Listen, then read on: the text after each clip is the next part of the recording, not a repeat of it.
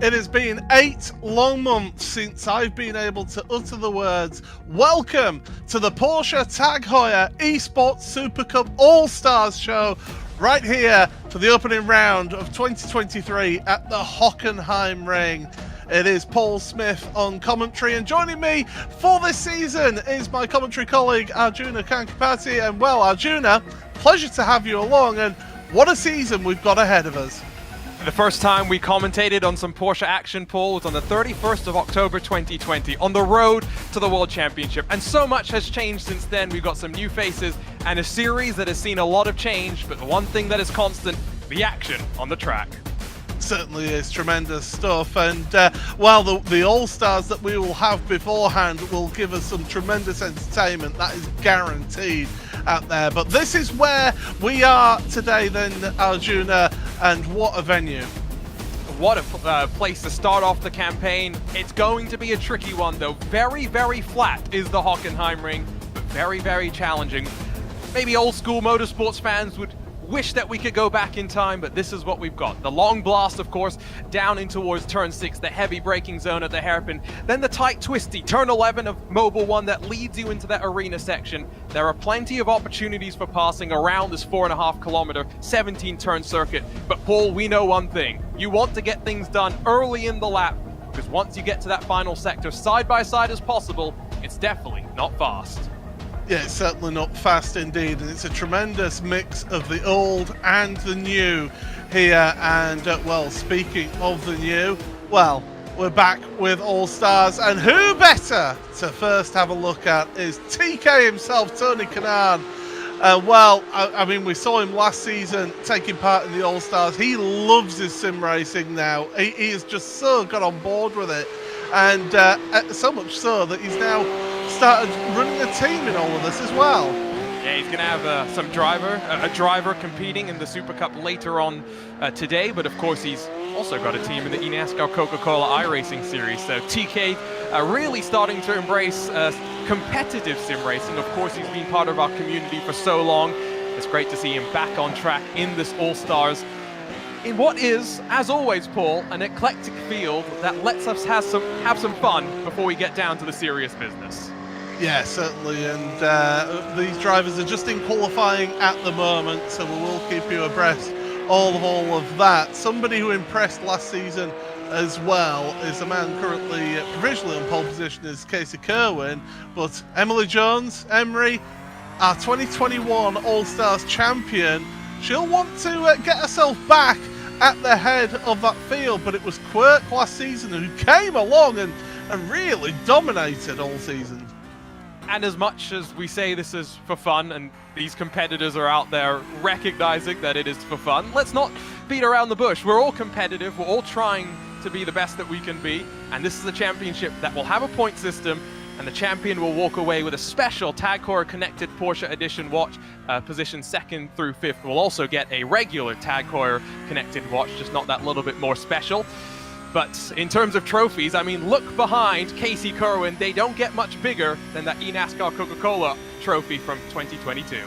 Yeah, it's certainly, and with his face on it as well, isn't it? So it really is an impressive trophy that Casey has got there, and it's great. We've got so much talent on track. Dan Suzuki back once again with the All-Stars, and we saw some tremendous racing from Dan, and certainly was impressive to see him out there. Matt Malone and him were always sort of in and around each other last season. We have got a couple of new faces into the All-Stars as well here this season, so we'll do keep an eye on all of these. Love 46 is one of those drivers, and well, I mean, it's great to see new talent coming on board for the All-Stars. Yeah, Lubiov Otarevskovskaya is someone that we've seen in a lot of the virtual world, but someone that has competed in the real world as well. We see her compete alongside her partner a lot of the time as well, which is a lot of fun to see, but a really great community, and great to have her as part of the series. But not the only new name that we have, of course, some other fascinating names that we will talk about in a few moments, but there is Tyson Meyer, quirkatized, and as always, you can't miss his car, that's for sure. Yeah, he debuted this car last season, and well, it brought him so much luck that he decided to keep the luck for this season. But it's also got that important thing alongside, and that's that big number one. And look at that, we've got people racing with him as well behind him. Yeah, that's Tony Kanaan apparently behind him. So, of course, TK and Quirk have become pretty good friends, have met up before at Micro Center in particular, where Quirk showed up to steal a cardboard Tony Kanaan. But it's really cool to see that these partnerships and these friendships that you can make on the track can translate offline as well. Yeah, absolutely. I mean, I think of, there you get to see the both of them together out there in the sim room there. But you know, I think of all the friendships I've made throughout of sim racing, throughout my life in sim racing, and I've very rarely actually met any of them. So when we do meet up, it's just like meeting up with an old friend that you haven't seen for a number of years. That's all it is, and you basically just back to how you were over, say, Discord or TeamSpeak or whatever your voice over internet protocol solution is. But we're getting ourselves to the end of qualifying, so we will get to see in just a few moments the starting grid here for today in this opening round of the All-Stars, and it is Casey Kerwin and Tony Kanaan who share that front row. Love 46 and Stradic row number 2 with Emery and Kenny 500 on row number 3. Fourth row of the grid for BOSE, Zazo and Basic Ollie, another one of our new drivers. Jardier back once again, the happiest man in sim racing. He's alongside Quirk with Matt Malone and Dave Cam. In back row of the grid then it is Dan Suzuki and Heike 360 rounding out our 14 car field. So drivers will just be getting themselves prepared for the start of this race, and here's the format of how the All-Stars goes on. So we just saw qualifying. We'll have a 17-minute sprint race, then the grid will be entirely inverted then for the main race. So the results from the sprint will decide the main race grid, but in reverse, and standing starts for everyone. And to encourage people to carry on in these races, Arjuna, unlimited fast repairs, which I think is a really important thing with these All-Star races. Yes, these are races where we expect a little bit of contact, we expect a little bit of bumper-to-bumper action in cars that they're going to have to adjust with over the course of the season. Well, we're getting ready for the start of this one. Barney, the flagman, is waiting. He's going to give the signal. Green flag in the air, away we go for 2023 in the All-Stars, and it's down towards turn number 1 for Casey Kerwin ahead of Tony Kanaan. Tricky, narrow apex through turn number 1, but then you can get the run out the corner, heading in towards turn number 2 for the first time. You've got cold tyres, cold brakes, you've got to be careful as you go in there, and we're seeing that out there on track because Casey was all over the place, and TK sees an opportunity through the Parabolica for the first time here, and behind Love 46 is saying, oh good, I could get involved in all of this, I could get some positions here and potentially a race lead in this. 3 wide behind as well as Emery is having a look. We've got locked brakes going into the hairpin and contact around, and that's gotta be there's basically involved in that Jardier and David Cam as well. Yeah, it was the iRacing liveried car that got the punt into the right rear that started a bit of the scramble, but they were able to work through at the very front of the field. You noted that through turn 2, Casey Kerwin, quote-unquote, ran wide, but I think really what he was doing was recognizing that cold tires and aggressive Tony Kanaan just leave a little bit more space. Emery going for a bit of a ride over the sleeping policeman. Yeah, that's not an ideal move over the sausage curbs there on the exit of turn number 10. Into Sachs curve, this lovely curve through the hairpin. It's cambered in your favour, so you can really just carry a bit more speed than you normally would. Through the penultimate corner and then into the sud curve for the first time. You can really throw the car through here, carry the speed on corner exit, and head towards the Nord curve once again. So that's 1 lap of this tremendous venue. Through turn 1 they go, and it's still Kerwin from Kanaan with BOSE Zazo in 3rd place. Love 46 is dropping down the order. I think made a mistake there through turn number 1, but into turn 2, Tony Kanaan again will throw his car to the inside of Casey Kerwin and once again compromise the exit number 95 as they run down this long left-hand sweeper that builds you up in towards that heavy braking zone, and TK is on the hunt. He doesn't have to make the move straight away, but he's wanting to dictate pace early on here.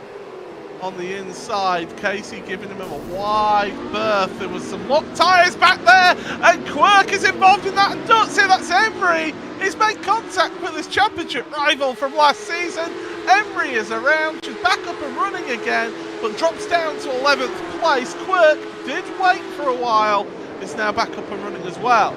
Yeah, I don't think Quirk's face looks like what it does on the side of the car right now. Maybe a little bit more frustrated with what happened there. You're going to see handful of other cars squeak their way on through as Quirk is going to redress and drop behind Emery once again. That's now outside of the top 10.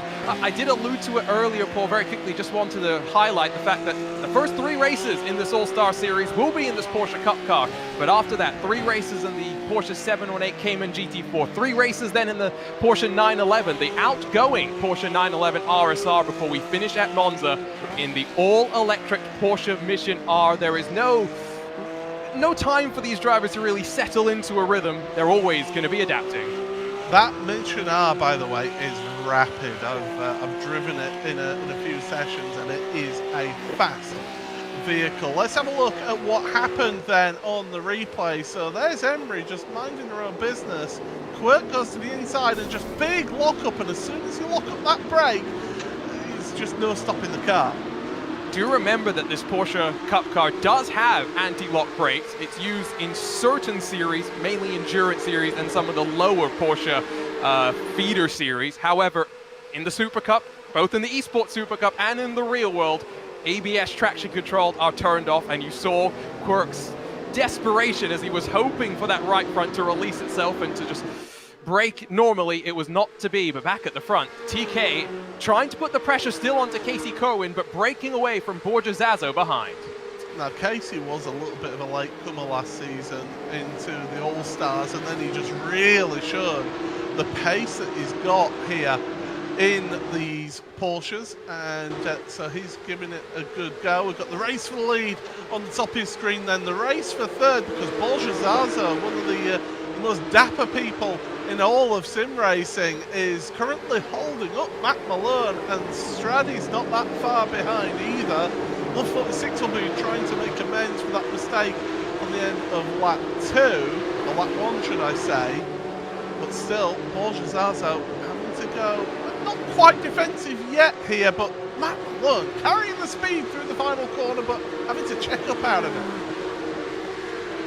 There are points on the line in both races. We mentioned that there is going to be a full invert, but unlike in the Porsche Tag Car Esports Super Cup, where race 1 and race 2 pay out differently, in this championship they pay out the same. And it always means that with that full invert, there is actually more of a desire for these drivers to fight at the front of the field. They don't want to then have to give up championship points that they then would have to fight their way back up through the field. And Matt Malone, though, trying to get up closer to the wheel and use the suction to close up to Borja Zazo. Yeah, get your head down, Matt. That'll help out matters as well with the aerodynamics as they go into the braking zone once again. Here's Straddy then from the rear wing.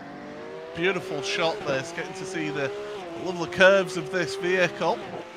Heading out of the hairpin then through turn 7. It's flat out, but you've got to be careful. You've got to get that car all the way over to the right-hand side for 8 into the arena. Slow apex left-hander through 9, which is a nothing corner. 10, clip that apex, let it run out wide, and then you're heading in towards the stadium section. You've got to go past the Porsche Experience Centre on the right-hand side. Borja Zazo, though, well, he's not in the suit this week. He's gone very casual. Obviously, got some bills to pay with showing off the sponsors here.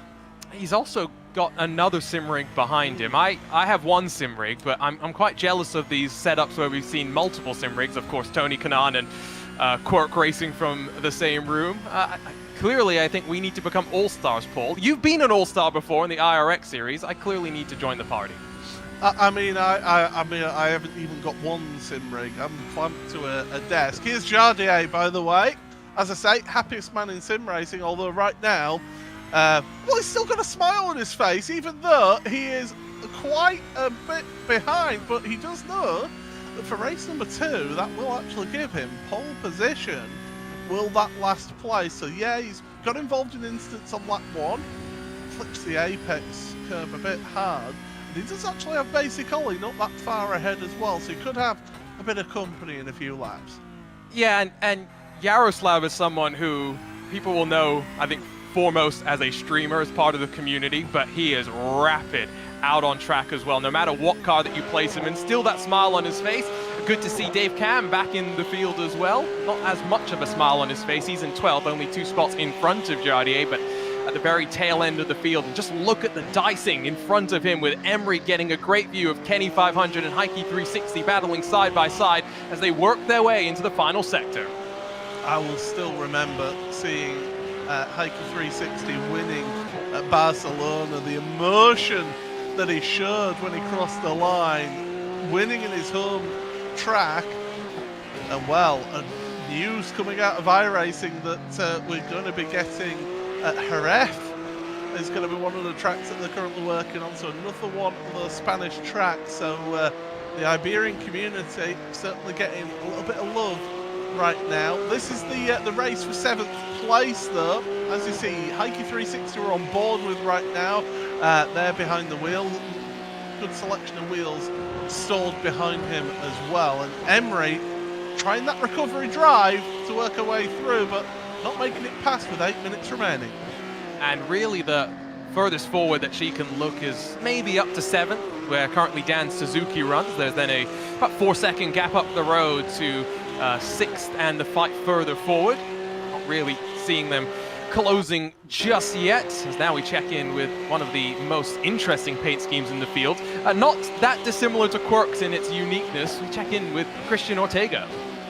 I am a little bit disappointed by his choice of track on the wall there. Laguna Seca, in my opinion, is a vastly overrated track, but that's just my opinion.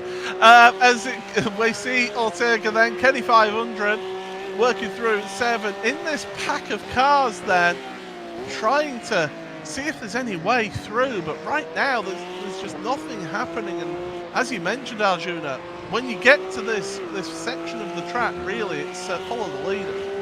Yeah, we've seen, and we will see, brave side-by-side attempts, especially, I think, during our first round of the Porsche Heuer Esports Supercup. But really, you're waiting for mistakes like that by Dan Suzuki in the Apex Racing Academy car to just dip his left wheels off into the gravel, slows his momentum, and checks the rest of the pack up as they dive in through the final couple of corners. And now it just sets them up all the way into turn 1, turn 2, and then the run into turn 6 to be fighting tooth and nail.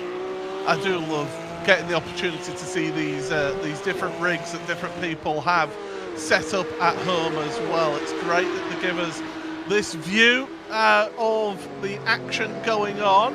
As looking a little bit further forward then, Borgesar's out, 3rd place, ahead of Stradi, and then Matt Malone and Love 46 together as well. So 4-car train for 3rd place. Casey Kerwin's checked out a little bit at the front then. Gained 1.5 seconds over Tony Kanaan in this race so far. Best lap is a 10.5 faster than Tony Kanaan as well for Casey. So there's some moves and more moves further back as well, because Emery is involved in this. So too is Dan Suzuki. Contact between the two of them. And this is Heike 360 forcing his way through. And well, Heike 360 doing the job, but Suzuki was trying everything he could to be defensive, and here comes Emily to the inside. Oh, Suzuki's around. Was he helped, or did he lose it himself?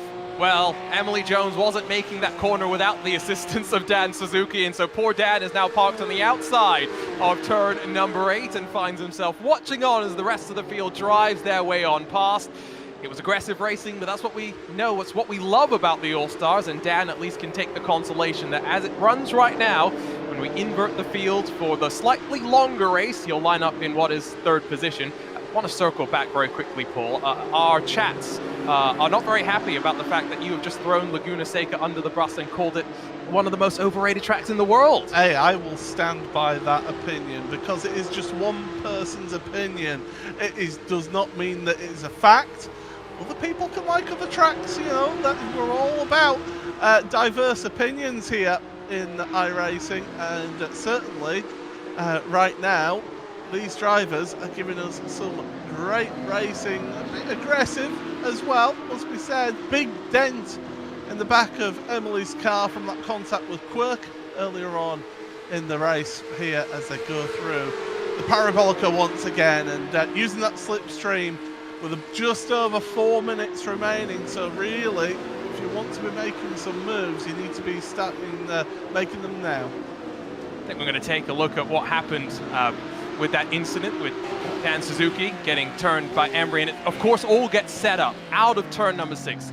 Emery with the recognition that there is going to be some side-by-side trying to set up the exit of the corner, but doesn't immediately commit to the inside, which allows her to be on the outside of turn 7, which would have given her the inside if she was able to hang alongside. But you can just see late under the brakes there was a bit of contact initially. Say goodbye to Dan Suzuki. It only takes the slightest bit of contact when you're in braking. There's Emily, live pictures then, and well, I know she wouldn't have wanted to have made the move like that, and she was coming from a little bit back, and so contact was made. More moves being made in front and more contact. These two are going to go through. Quirk and Emily say thank you very much. And well, that's your 23 of Heike 360 and Kenny 500 both dropping down now. So through that penultimate corner, we said that we were going to see some side-by-side action, and we just saw it right then. Dave Cam around the outside at turn number 1 as Heike 360 still trying to get back into that racing rhythm. A couple of freebies there, which is always what you want to see if you're watching a close battle in front of you. Of course, I did mention earlier, Paul, side-by-side through the final sector, not always the wisest move. Sometimes commentators do know what we're talking about. I do want to also just call out, now at the front of the field by almost 2 full seconds, Casey Kerwin. Of course, people will know him as the 2022 eNASCAR champion, as Emily Jones back down the inside of Quirk into the hairpin. This time we'll make it stick.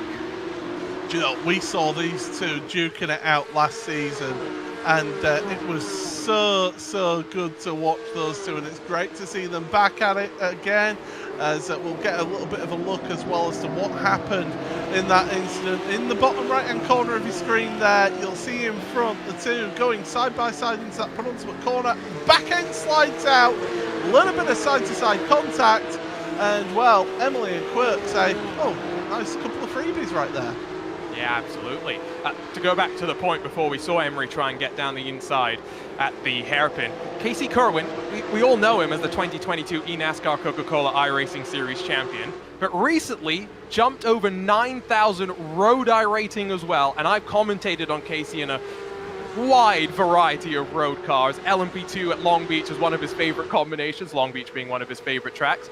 But Casey continues to prove, especially coming off his victory at the Clash just a handful of days ago, that you can throw him in anything and he'll find a way to be fast. Oh, he's an extremely talented driver, and there's been a history on iRacing of extremely talented drivers going between oval and contact with Emily. Around she goes, and that is it's just been from bad to worse for Emily here today. She seems to have a magnet attached to her car, getting involved in all sorts of drama. What that does do is move her to a 12th place now. Dave Cam's losing the position to Kenny 500. We're on to the final lap of the race, it must be worth saying as well. So this is why drivers are getting a little bit excited. Oh, nicely done there, Dave. Parking it on corner exit. Couldn't give Kenny any space. Kenny had to back out of it. That's Cam going through. That's experience right there, but no, not move there. No move there for turn number 8. They go through 9 into 10. But your leaders are coming towards the end of the lap as well. But these two provided tremendous excitement. Meanwhile, we've barely mentioned him all the way through this race. Casey Kerwin Just got a couple of corners to go, and he will see the checkered flag in the opening race, the opening sprint race of the Porsche Tag Heuer Esports Supercup All-Stars. Your winner is Casey Kerwin across the line. Rest of your drivers coming through, Tony Kanaan and Paul Zazo, able to hold on to their positions in second and in third place. Dave Cam coming round along in front of Kenny 500 for that 8th place, that hard-fought 8th place. I think there was about 12 people all fought for that place at one point in this race, and those two, well, able to sort it out. But of course, that does mean that our drivers get another race to have a look at that. 3 seconds is the gap between Casey Kerwin and Tony Kanaan at the front, with Paul Zazo third place ahead of Stradi and Love 46, your top 5. The rest of your field there on the screen as we scroll through to the second page as well. But, well, Arjuna, All-Stars, the sprint race is done. Now we get the fun part of the full inverted grid. Yeah, let's stick the fastest guys at the back and make them work their way through all the chaos that we just saw in that opening sprint race of the season, and I can't wait to see exactly how they work their way through. And again, to go back to what we mentioned, I think at the very start of that sprint race, Paul, they get 3 races in this GT3 Cup car, 3 races in the GT4 Cayman, and then 3 races in the 911 RSR before we head to that all-electric Mission R, which, like you described, is an absolute beast, and I can't wait to see how it plays out at Monza. Yeah, it's an absolute rocket ship, especially at Monza as well. It's going to be tremendous racing with that car. Paul Smith and Arjuna Kankipati here for you for the Porsche Tag Heuer Esports All-Stars. Tremendous to have you all along here with us, and certainly after that exciting first race in the All-Stars, it really does give us a good look at what we're going to see in the main race here in just a few moments. But certainly these drivers they get tremendous opportunity to try again to get the best results here now. I think we're going to have a quick chat with our first winner of 2023. Casey Kerwin joins us now. And Casey, you're fresh off your win at the eNASCAR Clash at the Coliseum. I'm sure plenty carried over from that here to the Hockenheimring. Oh yeah, definitely. Yeah, it was good fun. I led the whole field off the cliff into turn 3. Basically, we all went wide on cold tires. That was a fun experience. But yeah, it was a great race with TK. He was so good on the brakes. It was kind of like seemed like the first sector where all the heavy braking was where he was better than me, and then in the final sector, kind of more flowy stuff, I guess. I pulled back away a little bit there, but yeah, it was super fun. I haven't driven this car in a while, but it's super tricky. But it's kind of fun with, or kind of feels more NASCAR-y in a sense of, I feel like how you have to be easy on the tires and stuff. So I think it helps me there a bit. But yeah, things super tricky. It's hard to get in a rhythm. And I think that showed obviously at the beginning of the race. But yeah, it's super fun to drive, and the feature is going to be pretty crazy. So you've started to get your sea legs, and now we're sending you to the back of the grid. I'm not sure how much you saw in the rearview mirror, but there was plenty of chaos, plenty of smoke. What's your plan? What are you expecting for this longer race? Yeah, I'm just going to try and just be smart and stay out of it. I'm not going to try and do any big dives or anything, because like I said, I'm not too confident on the brakes right now, so I'm trying not to send it too hard and cause any issues, but obviously try and pick our way through when we can. So yeah, we'll see how it works out. Hopefully just come out clean and have a good race.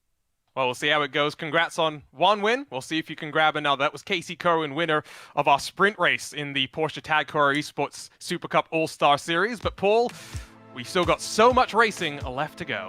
Yeah, we certainly do. And while we're at it, let's have a look at the highlights from that first race. So we saw them down into turn 1, nice and clean there, and then, as Casey alluded to us there, he ran a bit deep into 2. There was a contact further down your order with Jardier getting involved there, Dave Cam as well. Quirk into the back of Emily. There seems to be sort of a bit of a theme going down into that hairpin, but Quirk, and we see just following Emily. Tony, he tried his best, didn't he, Arjuna, to get past Casey, but not able to get it done. No, and I think it shows how Casey got more comfortable with the car as the race went on. We're not expecting tires to be a big factor. Dan Suzuki one that maybe did struggle a little bit with the balance of the car as he started to get swarmed, and of course from there was it led to some inevitable contacts. And well, you can just see here as they work their way in towards turn 7, Emily Jones down the inside. We waved goodbye to Dan Suzuki. Tremendous camera work, I must say, to follow the car around, and there we saw as well Dave Cam making his way through. But your race winner, Casey Kerwin, who went and did the win at the front, but it was drama right at the end of the race as well. Dave Cam involved there with Emily Jones, but yeah, at that final corner, it was Casey Kerwin who took the win in this opening race of the championship. But here is where we are going to be racing for the rest of the season. Next time out, in 2 weeks' time, we'll head to Manicourt for the first time in this championship. The third race you see there, community vote. Keep an eye on social media on both Porsche and iRacing social media this week for further details. And well, you don't want to miss that, that's for sure. Get yourselves involved in that community vote. COTA, Circuit of the Americas, I'm really looking forward to that one. I love that track. It's a great challenge. Rest of the season you can see with our traditional finale at Monza. But we're getting ourselves ready for the feature race, the main race of this race here in the Porsche Tag Heuer Esports Supercup All-Stars, and it is Jardier and PESC on the front row of the grid with Emery and Dan Suzuki row 2. Row 3, Heike 316, Kenny 500.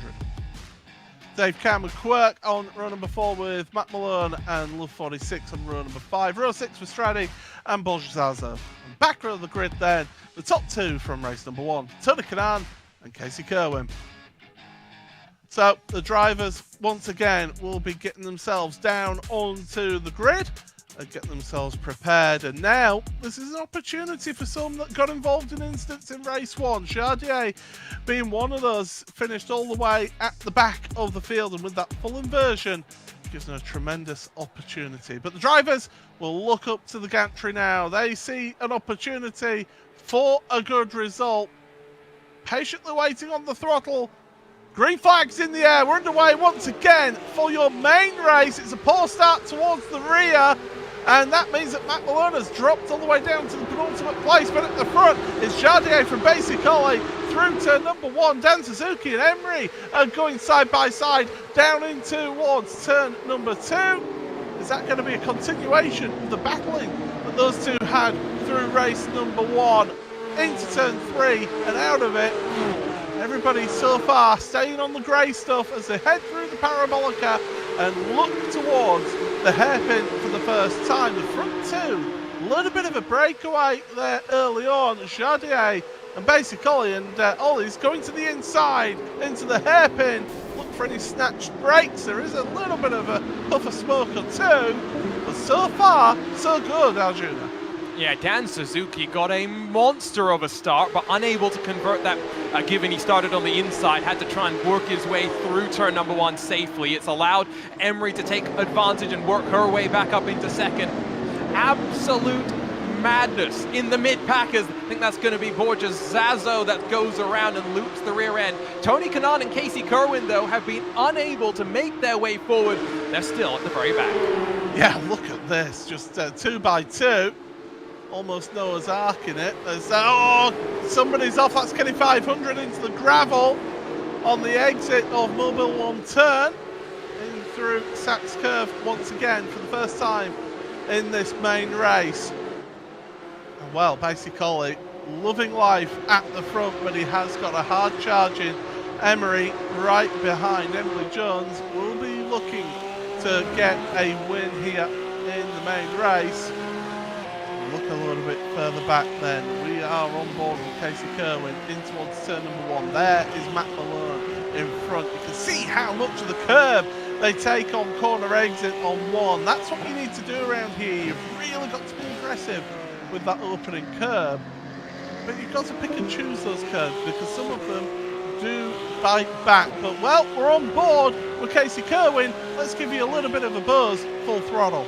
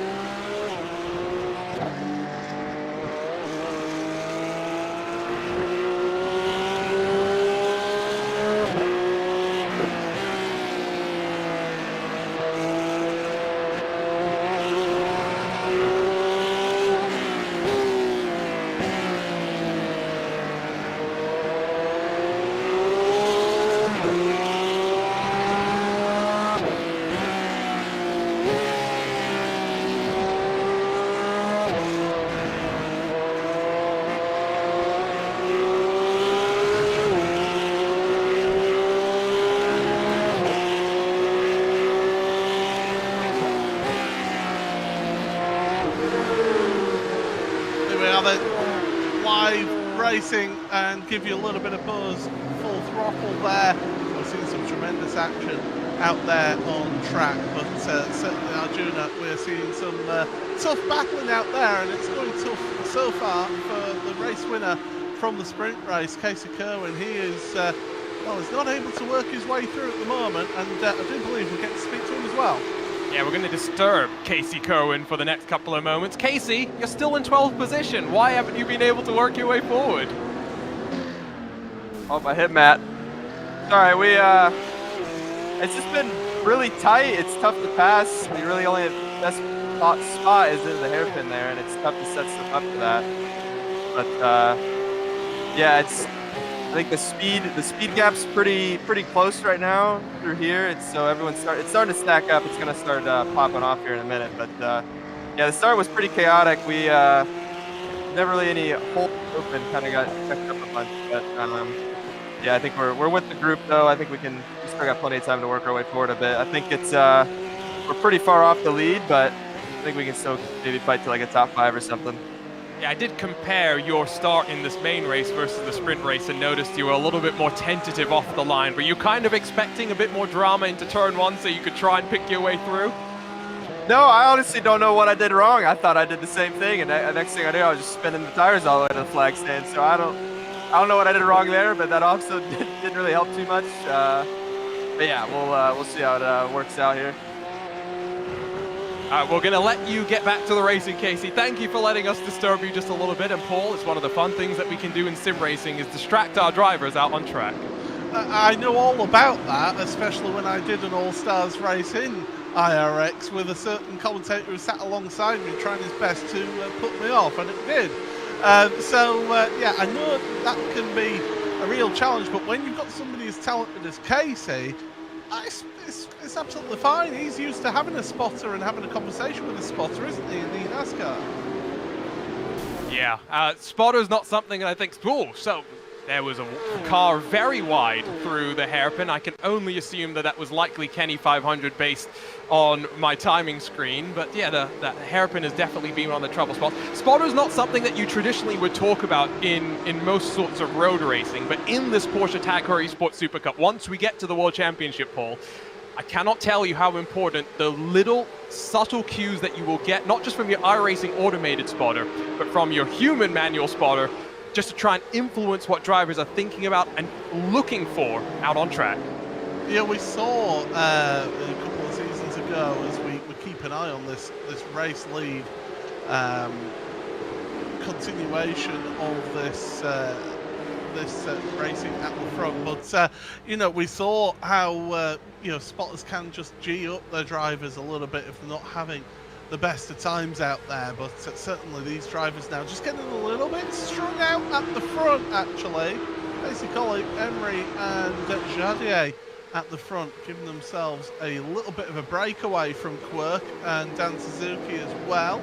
So tremendous opportunities out there. Matt Malone, yep, he is in the pits and he is out of the race. So it was Matt actually who got involved in some sort of shenanigans out there.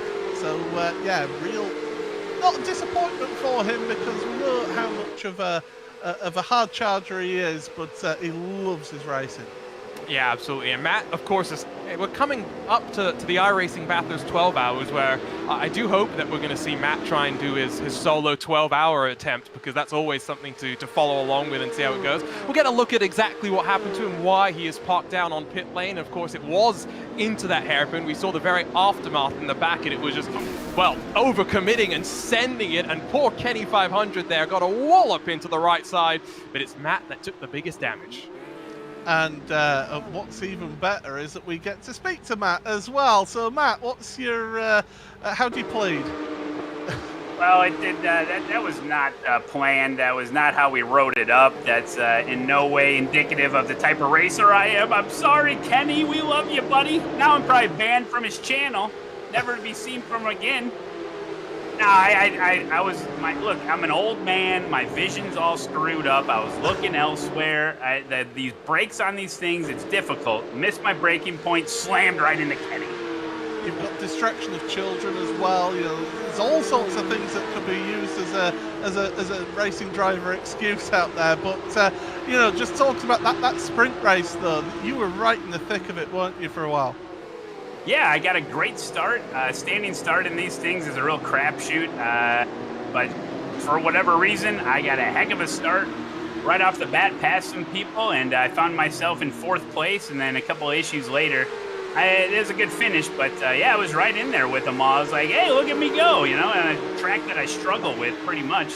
But yeah, I did all right that first race. So I had too much confidence heading into the second race is what the issue was. Well, Matt, we will see you next time out then at Manicure, and all the best for that. All right, thanks, guys. So there we go. That's Matt Malone joining us, and here we are with live pictures right now, and we are getting some tremendous action. There's Dave Cam involved in here. There's Heike 360 leading this little train of cars, and Love 46 is there. Casey Kerwin has been moving forward as well, Arjuna, along with Stradi and Tony Canal. Yeah, and all of this, again, fighting in the mid-pack is once again allowing a bit of a breakaway at the front, where basic Ollie, Emery, and Jardier do have a bit of separation. Nothing basic about the pressure that Ollie is feeling right now, if we can be clear. When you've got Emily Jones, when you've got Jaroslav Honzik behind you, that is a pressure-filled situation, even in this Porsche Tag Heuer Esports Supercup All-Star Series. So looking forward to seeing how he's going to defend at the front of the field, and of course looking forward to still seeing how this mid-pack is going to go, because as they were in the sprint race, Paul, they are trying to use all of the track and then some, and all it takes is one mistake for more chaos to be ignited. Well, these drivers have now got the length of the sprint race to go in this race, so they've still got quite a bit of action to take part in here in this opening round of the Porsche Tag Heuer Esports Supercup All-Stars.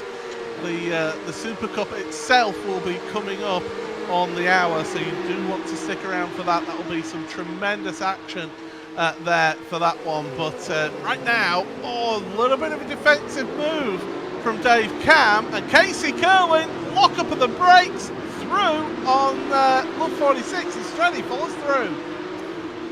It's so easy to lock that right front as you try and turn in. Of course, you want to try and get the deceleration done in a straight line and be rolling off the brakes when you start to actually turn into the corner.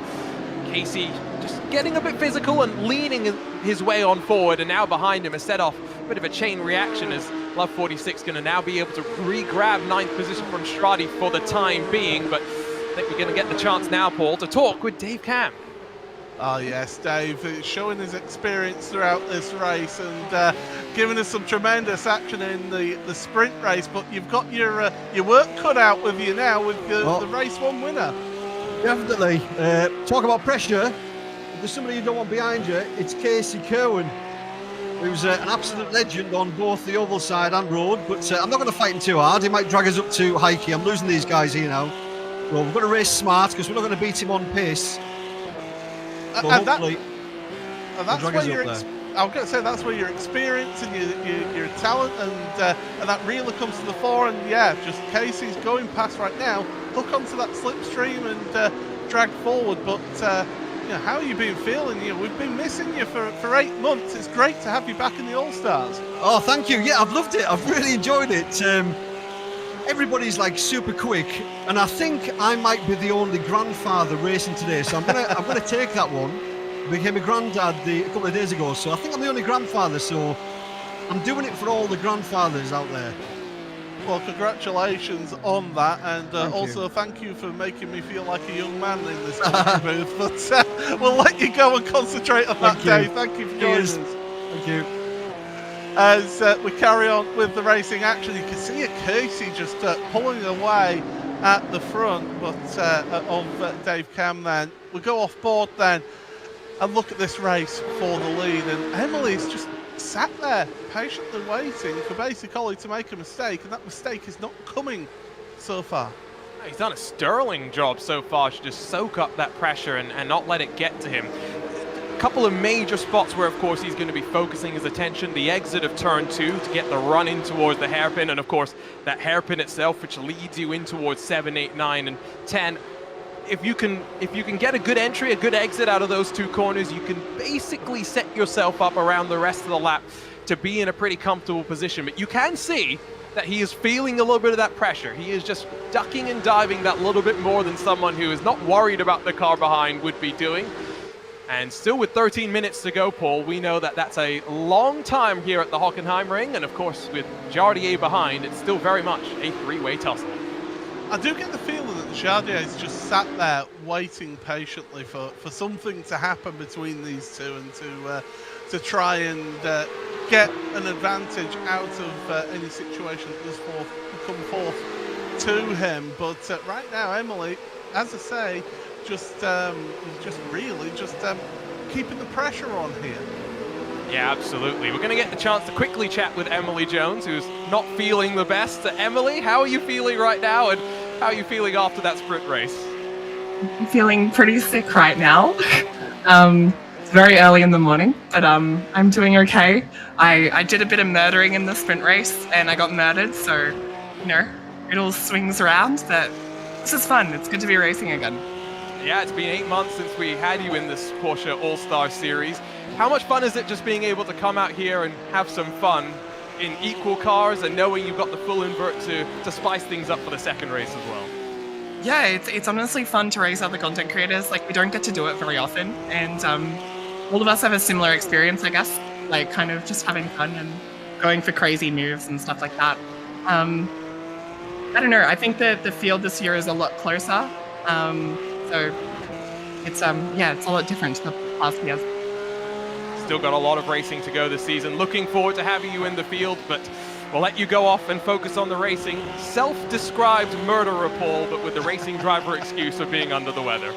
Yeah, exactly. No, to be fair, we'll cut you some slack there to a degree, but yeah, certainly these drivers, and it shows they're having fun out there. We're having fun in here calling this because it's been so much excitement, and it's great to get to speak to the drivers as they're going along as well through all of this racing. But there's Quirk right now, 4th place, and Quirk last lap was not matching the pace of the front three, so I think he's more concentrating on the drivers behind. Speaking of behind, there's a dive going down the inside into the hairpin.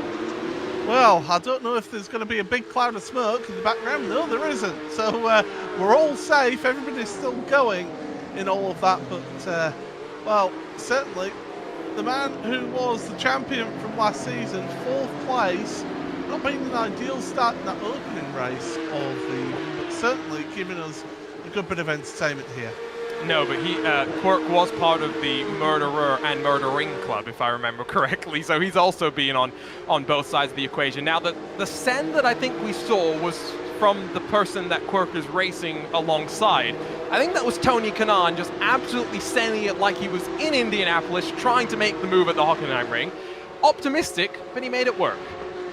Yeah, certainly did make it work, and is 8th place right now for Tony Kanaan. And well, speaking of TK and also Quirk, they're joining us in the booth here, so we get to distract 2 people here, Arjuna. Yeah, I mean, I'll start with you, Tony. How weird is it, how unique is it being able to race against someone while racing next to them?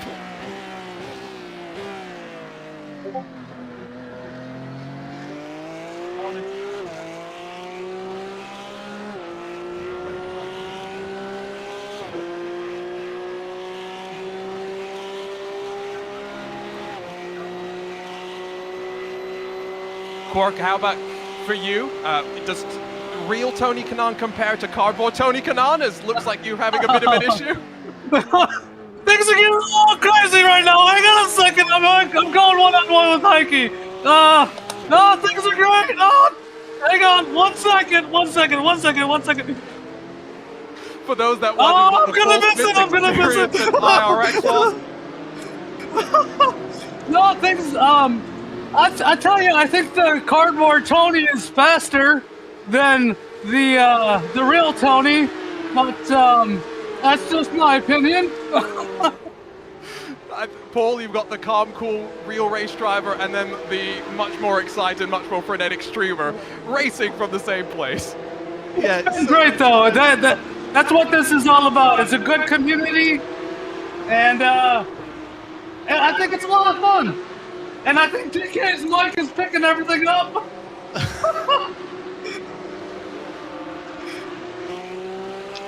Well, this is certainly some of the best fun that we've had for a while. But Tony, you know, you were fighting hard in race number 1 for the win. This race, it's been a bit tough to come through the field. Yeah, it's been a hard fight. I have to try to pass Suzuki here to get to Quirk and try to beat him and then make fun of him at the end here. But just trying to save tires. I mean, Casey was really quick. I had nothing for him, so I decided to settle for second. All right, well, chaps, we'll let you carry on and concentrate in this one. But we've done our best to try and mix things up. Cheers. Cheers, guys. So there we go. That's one of the more entertaining interviews that I think I've ever done, Arjuna, mid-race. But certainly they're giving us some tremendous action out there. Yeah, not all sim racers are calm, cool, collected professionals, it turns out, like we're going to see in, just about 10 minutes time. Sometimes they can be a little bit more frenetic, Quirk giving us a good experience of what it's like when I am behind the wheel and doing some driving. But back at the front, still not cracking under this pressure. Basic Ollie, 6.5 odd minutes to go by the time that they'll cross the line. The laps are ticking down. Emily Jones under the weather, but running out of opportunities to get to the front. By my reckoning, there's about 4 laps remaining when we cross the line here in just a second. Between the front two, who've been hardly separated by more than half a second for the last 20 minutes or so. So definitely these drivers having a tremendous duel at the front. I think there's a little bit of a sort of ceasefire at the moment whilst they're going along, but I think going into that last 3 or 4 minutes is when things will really start to pick up between the two of them. But certainly Jardier, as I say, loitering with intent behind them here, and well, we get a basic Ollie on board right now, Arjuna. Yeah, we're going to chat with the man on debut in the Porsche Esports Supercup All-Star Series, doing pretty well at the front here. Oh yeah, and I'm absolutely sweating it. I've tried so hard. I've tried so hard. Get Emery all over the back of me. It's really difficult. Yeah, you've got two pretty feisty competitors, not just known for content creation, but their competitive driving as well, Emily Jones and Jaroslav Honzik. You're enjoying this first outing in the All-Stars, but of course, you've got to be thinking with 5 minutes on the clock still, you've got a chance of holding off here. But I'm seeing at the same time, my lap times are dropping because I feel like the tyres are just starting to fade on me now, so I'm a little bit concerned, if I'm being honest. Having to work that car hard. We'll let you go, we'll let you focus on holding on to the lead of the race because it's been a spectacular debut so far, and Thank still you. with the chance of grabbing a victory. But you can just see behind Paul how Emily Jones is maximizing the track, and that car is looking aggressive. It certainly is, as we just go from that one big switch there from Ollie. Able to carry on though and hold on to that lead, but Emily, that's exactly what she's looking for. Those little mistakes, those little chinks in the armour. And it's interesting to hear that from Ollie then, just to hear that the tyres are just starting to go off on them. This longer race, this main race here, 27 minutes of action. And well, these drivers certainly are pushing things to the limit, but the front three, they've got a nice gap back to them, about 4 seconds back to Casey Kerwin. Kerwin has done a fantastic job to come from 14th place. Here's a look from Emily. None forthcoming. There's the race for 6th below as well, because Tony Kanaan is trying to get involved in all of that. That's over 7th place with Dan Suzuki. Quirk is just in front of them in that one. Quirk will try and run away, but Tony, he wanted to get to Quirk in all of this because he wants to prove who's the better race driver. And I think we are going to see that fight in these closing stages. I was talking with Riley Dickinson, a driver in the Porsche Carrera Cup North America last year, and one thing that he said to me, Paul, that I really took to heart was, of course, these are cars which don't have much downforce, of course, no driver aid as well, and so momentum obviously is very important. But tires are something that are also very important. Now, Basic Ollie's saying that 20 odd minutes in, he's starting to feel them go off, and he's starting to feel the negative effects of tire wear. That's something that we should be keeping in mind as we work our way over these next couple of races to be able to compare the Hockenheim versus Magny Core versus our community voted track, how much the tires are being impacted. Drivers will be quite glad that they don't have to shell out $12,000 for a set of 4 Michelin tires, though. Yeah, certainly that is one of the benefits of sim racing here, is that you don't have the bill that comes along with running one of these race cars. And look at TK to the outside of Dan Suzuki on that bottom picture, trying to get the cut back here through 2. That's a brilliant move if he can make that stick around the outside of 3, and Tony Kanaan moving up to 7th place in this race right now, and he's got Quirk in his sights in front. Meanwhile, for the race lead, Emily Jones is running out of laps. She's got about a lap and a half remaining in this race. Basically, he just needs to hang on for that time as a lock-up from Dan Suzuki. Now, what a way to start off, on not just on debut, but in iRacing colours as well for Basic Ollie in that 37, and to have held off this pressure so far. Still, of course, that lap or so to go. Casey Kerwin's had a quiet day in this main race, working his way from the back of the field, even with our interruption, to climb his way up into 4th, and very much has a stranglehold on that one as well. So he's looking like he'll set himself up the best in terms of our point standings that we're, of course, going to track over the course of the 10 races. But here we go, Paul, building to the final lap of round 1 in the All-Stars. So, as we go through the penultimate corner into the Sud curve for the penultimate time, it is Basic Ollie versus Emily Emery, and 1 lap to decide it all. This is all to decide who gets the main race victory. Ollie kicking the curb, Emily not doing so. A little bit of weaving into the brakes of turn number 2. Emily looking forward. She wants to get a good run out of 2 through 3, because this is where the slipstream can really count. It's your best overtaking opportunity as we plunge on through the Parabolica. Head towards the hairpin for the final time in this race. Look for the braking spot. There goes Emily looking to the inside. She's late. Too late on the brakes. Where's Jardier in all of this? He comes through to the lead. Jardier leads this one over Basic Ollie. Emily Jones quite correctly gives the place back to Ollie, but Jardier, I said he was loitering with intent. He's there in the lead.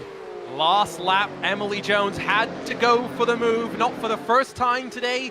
A little bit of contact for Emily Jones. The seas parted for Jaroslav Honzik, who gets ready to take the race win here at the Hockenheim. And you can see he's smiling and he's happy once again. He was down at the back of the field in the sprint race. He was punted and started all the way back there. But then race number 2, the main race, comes through the final couple of corners here, and he will soon see the checkered flag. Just the Sud curve to go here. Just got to make it around the corner. Ollie runs wide behind, but never mind that, because Jardier is a sprint race winner here in the Porsche Tag Heuer Esports Supercup All-Stars. You can see the joy on his face and what it means to him. Basically, does finish in 2nd place after all, with Emily Jones in 3rd place. Casey Kerwin moving through the field into 4th place with that one. We'll get a look at our results in just a moment's time, but you can see how happy Jardier is there. And all he did was wait. He waited. He knew that it was going to be difficult to get on past, but Paul, what a opening round we've had.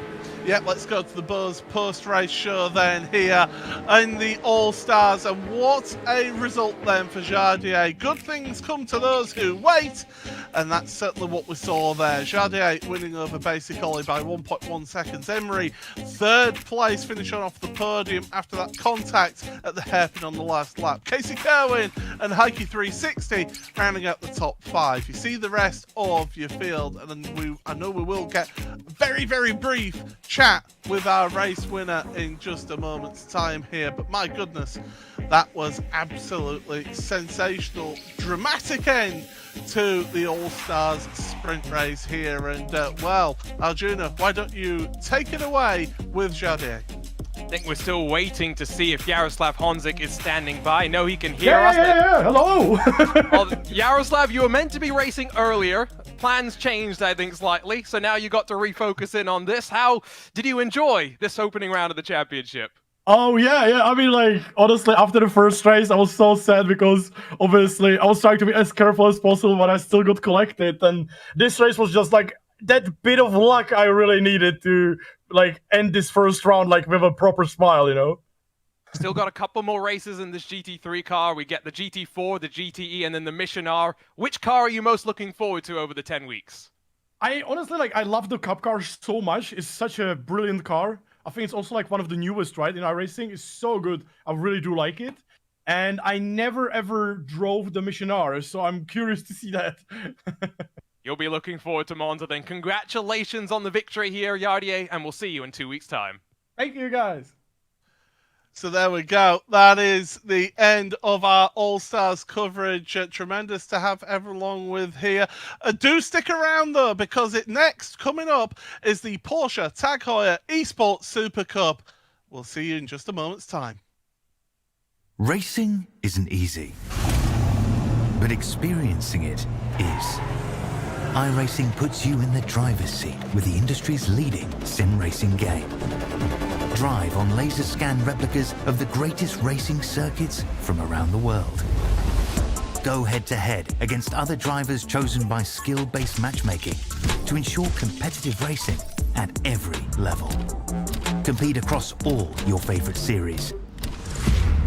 In officially licensed cars, engineered to deliver the most accurate driving experience possible.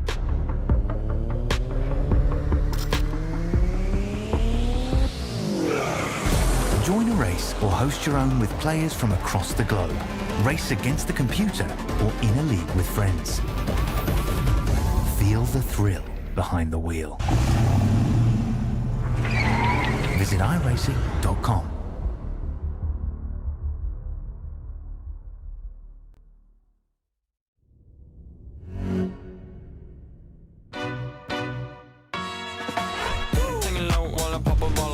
Chain swinging, clang clang, and it costs a lot. I'm always after Guala, yeah, and you are not bad. Keep on going till you hit the spot. Whoa. Whoa, I'm a big bag hunter with the bow.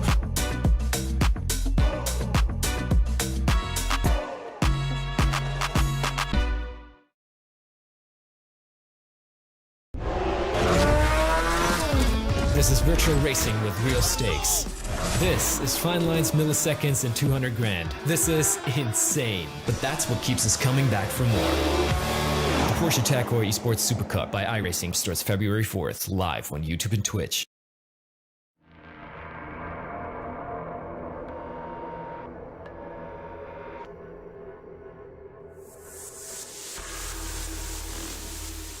Green flag, and we are off for the sprint race in the Porsche Heuer Esports Supercup.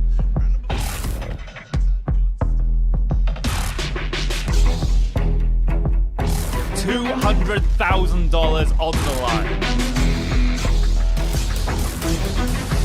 Who will rise to the challenge?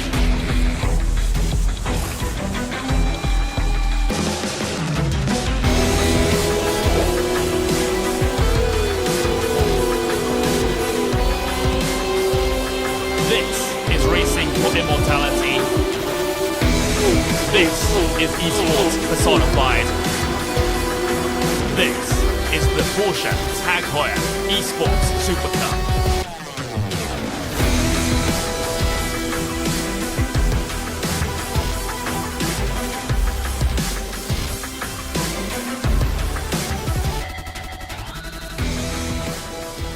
Well, it is 8 months since Diogo Pinto was crowned champion of 2022. Well, we're here for a new season of the Porsche Heuer Esports Supercup, coming to you from the opening round here at the Hockenheimring. My name is Paul Smith. Alongside me is Arjuna Kankapati, and what a all-stars that was to get things warmed up. But now the main event is on the rise. Yeah, now business picks up, and it's all about World Championship status, Paul. And this is a series that has undergone a lot of change over the last 4 years as we enter the 5th edition. Only 5 drivers have competed in every single season of this championship. Lots of rookies looking to stake their name, veterans of the series looking to establish their place, and we do it once again starting here in Germany. We do have 2 of our champions then. Sebastian Job, our 2020 champion, and well, last year's champion, Diogo Pinto, and let's see how he did that. It's time for the championship finale here at Monza. Round number 10 from Monza. Revs will rise. Green flag, away we go, and it is a good launch from Sebastian Job from the front row of the grid. Pinto tries to follow him, but Charlie Collins is right there in front of him, and here comes Job then on Charlie Collins in towards turn number 1, giving each other space, a little squeeze from Collins, that's wrong. and Job's wide. Defense involved. Who's off there? Is that Pinto? Benica. It's Benica. It's Benica. Okay, so Benica's going around. Pinto's going to hold. Collins and Warren, how close are they going to be across the line? It's going to be a dead heat almost across the line. Job finishes 3rd ahead of Ellis Jr. Then this is what we've all been waiting for, the final feature race here. Green flag, away we go for the final time this season. Terrible start for one of the Apex cars, I believe that was half, but Job and Pinto still side by side. There's contact, Campbell's off. And more contact in behind. I think that's Ellis Jr. Kevin's out of this one. He's gone all the way back. Pinto managed just barely to sneak by. Yeah, Kevin Ellis Jr., that's massive. He's out of this one already, and you can see it on his face. He knows what it means. And it is Alejandro Sanchez who is in the lead, 27 points between Sebastian Job and Diogo Pinto. Using the slipstream of Sanchez, but he's getting boxed in by Sebastian Job. That's clever thinking by Job. Now, Matt for these two, so contact, a little bit of rubbing in towards the Retifilio for the final time. There's a rub and a kiss. Job, he's done everything that he can here in this feature race to take the win here, but coming across the line to take the 2022 Porsche Heuer Esports Supercup Championship, Diogo Pinto from Portugal.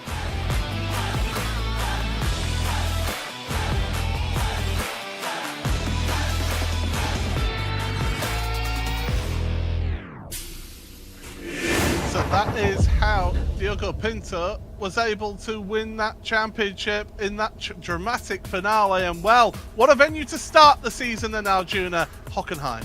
Yeah, opened back in 1932. The plans actually approved on Christmas Day in 1931 for a 12-kilometer long triangle track.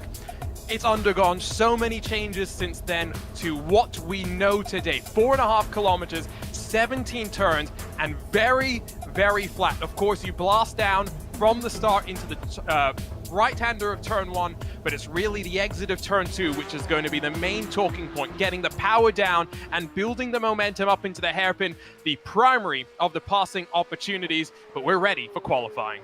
Yes, we are, and the drivers get 1 lap to set a lap time here, and well, it's a change of qualifying format for us this season, and well, the first, basically anybody who finished 6th or lower last season or as a newcomer to the championship for this round will be starting in 1 group, and then in the next group then it is 1 by 1, 5th through to 1st from the standings. And as we say, for this first opening race, those orders go by those 2022 standings. So the last driver that we'll see putting a qualifying lap time in will be Diogo Pinto.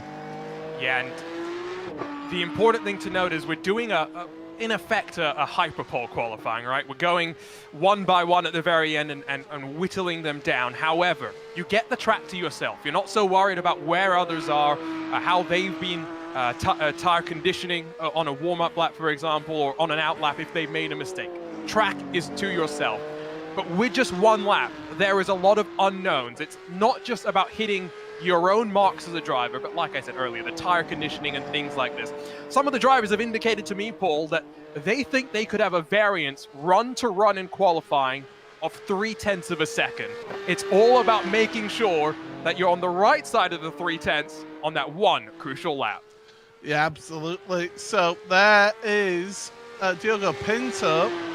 So actually, the fastest ones are the ones actually starting first in qualifying, coming completely the opposite way to the order that we expected them to be in. So there's Pinto then. He's going to be one of the earliest out there to be able to put some lap times in as he goes through turn number 2, through 3 into 4, and then down this long sweeping left-hander. You can see those lap times on the left-hand side of the screen. Jordan Caruso currently the fastest out there. But Sanchez second, Bico third. The rest of them though, onto the brakes. Pinto looking further down as well. Good to see Bobby Zelensky back in the series. He's in 18th. Cooper Webster are impressed last season. Well, he's in 16th right now. As another time comes in, that's Charlie Collins putting in a time. So up into second for Charlie, and these times are coming in thick and fast now for this final group. Yeah, and don't forget there are points on the line in qualifying. 10 points for first, second get 8, 6 points for third, 4 for fourth, and then 2 points for fifth spots. And of course that sets the grid for the sprint, when we then also have our invert that sets the grid for the feature. So plenty of excitement, I think, for these drivers about what is now a very different qualifying format. The question will be for those that really impressed us last year, how can they adapt to the changes? A year more knowledge in this car after it debuted at the start of 2022. Understanding now what to do in this qualifying is going to be paramount. Well, there goes Zach Campbell across the line. What does his time do? He goes in 6th, but Diogo Pinto goes in 2nd place then. Your reigning champion, reigning and defending champion, Diogo Pinto into 2nd. The final driver here at the moment who's out there on track to get ourselves a lap time in is Sebastian Job. And he's coming through this arena section right now, heading in towards the stadium section, the old traditional stadium section around here. Through the right-hander, throw it in there. Get the car nicely through. Don't get yourself an off-track penalty. Don't get yourself any sort of penalty at all on this lap, because anything at all will invalidate your lap, and I think there has been a few drivers who have had invalidated laps. But through the final couple of corners goes Sebastian Job. Can he get himself to the front of the field? Touch of the gravel there on corner exit, across the line, and he goes 5th. You were correct, Paul. Gustavo Ariel, rookie to the series, Maximilian Benecca, and then Johan Harf, 3 drivers that invalidated their lap times, along with Christopher Dambit. So 4 drivers with this one-shot qualifying were unable to mount, to put together the lap with the pressure, and they'll start from the very back of what is going to be a chaotic 30-cost tumble into turn number 1. Yeah, we will be able to give you your starting grid soon, so you won't miss a thing here. But yeah, Paul Smith, Arjuna Kankapati here for this season, and it is the Porsche Tag Heuer Esports Supercup, round number 1 of 2023, and we've seen a real mix-up of drivers up there, and one that I'm excited to see at the front, Jordan Caruso, and well, that is certainly a tremendous lap time from him. And he is the first of our Tag Heuer Pole Award winners. And of course, the driver that walks away with the most pole positions at the end of the season will grab a Tag Heuer connected watch as well. So not just the championship points, but there's some bragging rights and a prize to go along with being the king of qualifying. Yep, certainly. So far in championship history, of those drivers that are racing this season, Sebastian Job has the most pole position. So Jordan Caruso, congratulations, your first ever pole position for the young Australian out there, and it's not by a small amount either, a couple of tenths of a second between him and defending champion Diogo Pinto. Charlie Collins up there in 3rd place as well. So a real mix-up of drivers, but Jordan setting the stall out early here. No, absolutely, and I think Jordan is part of now an expanded Altus lineup, right? You've got Simona Maria Marchena. You've also got Oscar Mangan as part of that Altus trio in this championship. So he's got a little bit more support than he maybe had last year. Let's see how that plays out for him. I think we're also going to be quite interested. But one thing that I think has been a bit of a shift in the last 3 years is the fact that a couple of years ago, this championship had 40 cars. Last year, 35, and this year, 30. It's a very different complexion.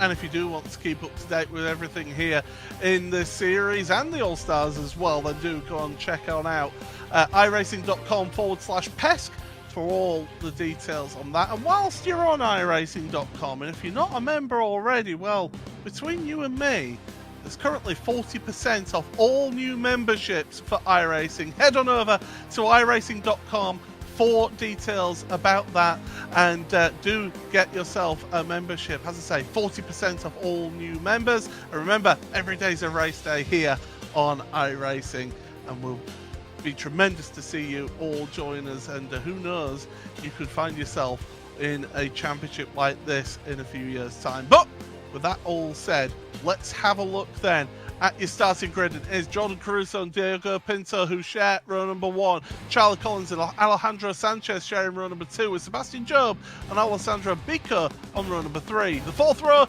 is Zach Campbell and Salva Talens, with Lassie Bach and Alexei Nesov, Kevin Nielsen and Moreno Sarica, row number 6. 7th row is Oscar Mangan and Tunas Tetela, with Matthias Stuckbeck and Sam Keiter, row number 8. For the 9th row is Gianni Vecchia and Jamie Fluke. 10th row of the grid is Oscar Ryan, with Cooper Webster, Julian Sonnen and Bobby Zelensky, Quentin Violette and Simone Maria Marchena, Bryn Collins and Luca Kita, with Max Benneker down in 14th row. He will not be happy with that, Gustav Aurelio, and also Johan Hart and Christopher Dambitz round out row number 15. 30 cars on our grid, as you mentioned, Arjuna. We've seen that slowly come down, but we're getting ready for the start. What's the key thing that's going to be important for Jordan Caruso here? I think just getting a good launch. Casey Kerwin said he did the same thing in the sprint race and the main race with our All-Stars and got 2 totally different outcomes. For Caruso, he has got to lead into turn number 1, knowing that he's got the defending champion alongside. He's got Charlie Collins and Alejandro Sanchez behind him. Charlie Collins, maybe the focus for Coanda Esports, Coanda Sim Sports here in 2023, and you've got Alejandro Sanchez with Kevin Ellis Jr. and Peter Berryman stepping back from the Porsche Esports Supercup. Sanchez is now the talisman that the Apex Racing team, in their new partnership as well, that they've got with Stormforce Racing, that is the driver that is going to be looking to push them forward. We are getting ready for the green flag then, and in fact away we go for the start of this one. In towards turn number 1 they go. Caruso gets a good launch from the start. Pinto second, with Charlie Collins in 3rd as we head on through. Corner number 1, there's a car off in the distance. I think it's the BS competition car of Oscar Reiner, but in towards turn 2 then. We're going 3 wide in the mid-pack, but at the front it's still Jordan Caruso who leads this one, and then it's carnage, absolute carnage behind, 2 cars off. I think Kevin Nielsen was one of those, and Thomas Tetela was the other. Yeah, on debut for Heroic, Tumas Tatela goes around, but into the hairpin. The defending champion throws it to the inside. Caruso, under pressure, will throw it wide, and here comes Charlie Collins to look for the race lead. Yeah, Collins and Pinto going side by side through turn number 7. They're heading towards the arena here. Collins, he can hang it around the outside of this left-hander, but decides against it there. 9 laps of action here, and it's coming thick and fast because Pico and Sanchez, they're together right now, and Zach Campbell is trying to work his way through as well, and the young American making his way up into 6th place. It's been chaotic on the opening lap here, but as we head on into Sachs Curve, it's a move to the inside for Charlie Collins, forcing Pinto wide. He's gone and backed off with that one. Here comes Job, your 2020 champion, coming through. My goodness, who wants to lead this one? Nobody seems to want it at the start, but through the final corner, it's Job and Collins absolutely neck and Benecker to come across the line. Here we're on board with Pinto. He's got the best seat in the house. Look to the inside of Job. Thank you very much. That's back up to second place. Welcome to the 2023 Porsche Tag Heuer Esports Supercup. If this is what we're in for, this is going to be insane. Pinto back to the race lead, but I'm not expecting that to last for very long. Sebastian Job gets a great run out of turn 2, now tries to use the draft to his advantage as we filter back down through the left-hand sweep of the Parabolica, getting ready to launch onto the anchors one more time. Look at the defensive line taken by Pinto. Job had to back out of that. You've got Sanchez looking to the inside of Mangan, your pole sitter. Job's 3 wide, he's been hung out to dry. And thank you very much. Alejandro Sanchez says he's through in that Stormforce Racing ART car, up into 3rd place for the Spaniard. So right now it's the Portuguese driver of Diogo Pinto ahead of the young Welshman Charlie Collins, and then Alejandro Sanchez, the Spaniard, in 3rd place. Jordan Caruso 4th ahead of Sebastian Job. We've got cars running wide. That was Zach Campbell on the exit of turn number 10. This action is coming thick and fast here in this opening sprint race of the championship. Oh my goodness, it's certainly entertaining to watch here in the commentary booth. But Job right now, he'll be feeling a little bit hard done by getting hung out to dry at the hairpin. But your defending champion has already got half a second at the lead. Yeah, now we'll settle into the rhythm, I think, a little bit more. The nerves of starting the campaign off, likely in the rearview mirror, it's how you settle in. Settling in quite nicely, Maximilian Benecker, after his disappointing qualifying performance on debut for his new team, no longer with Team Redline, now with Mouse Esports, a major esports organization. He's up to 20th, 7 positions gained, but we saw Tony Kanaan in the All-Stars, and he'll be delighted to see that his driver in the TXC Racing by TK number 21, Gustavo Ariel, is up 12 positions to where he sits in 16th spot. Plenty of opportunities for drivers like Benecker to work through the madness. Yeah, Max, you can tell he will make some moves in this race. You can tell Gustavo Ariel trying to make the moves, and Sonnen was that down the inside with the cars around. It's chaos. Sam Keitet's off to the left-hand side. Oh no, and Alexei Nesov is another one that was involved in all that. Gianni Vecchio has taken a turn back to the pit lane, and his race is done. So too is Sam Keitet and all of that. We'll have to pick all of that apart at some point. But Pinto still at the head of your field, half a second ahead of Charlie Collins and Alejandro Sanchez. Things have calmed down at the front, but in that mid-pack, it's got a bit chaotic. Yeah, and it started with Gustavo Ariel taking it 3 wide as he tried to look his way on past. Then Gianni Vecchio locks up the brakes. That's what causes the teal wheels of one of those Urano Esports cars. I think that was Sam Keitet to go around. Not ideal. And for Gianni Vecchio, he was not expecting much here today, Paul. Came in rather injured, fell down some stairs at work, and as laughable as it may sound, did sustain some quite significant injuries. I think he'll be glad that at least for 5 laps, he can get out of his sim rig, relax a little bit before stealing up to do it all over again in the main race. I know what it's like to race when injured. I mean, not at this level. This is an entirely different thing. At such a high competitive level, any sort of injury or niggle or anything like that will compromise you when all the cars, all the times are so closely matched out there.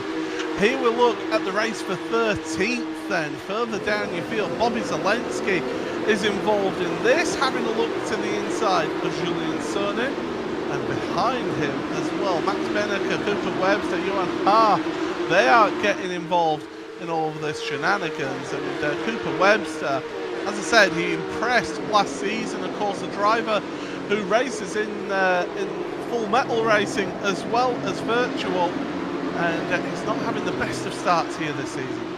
No, but I think in general we are seeing some interesting stories that have come out of that race start. I don't think they're trends that are necessarily going to hold over the course of the season. Best of the rookies so far in what is a rather interesting rookie class is Lasse Back in the Fire Simsport number 24. He runs in the 8th position right now, and that's a driver that, Paul, you and myself saw running extremely well in the qualifying series, extremely well in contender series, And now Fire Simsport looks to make their stamp on the World Championship.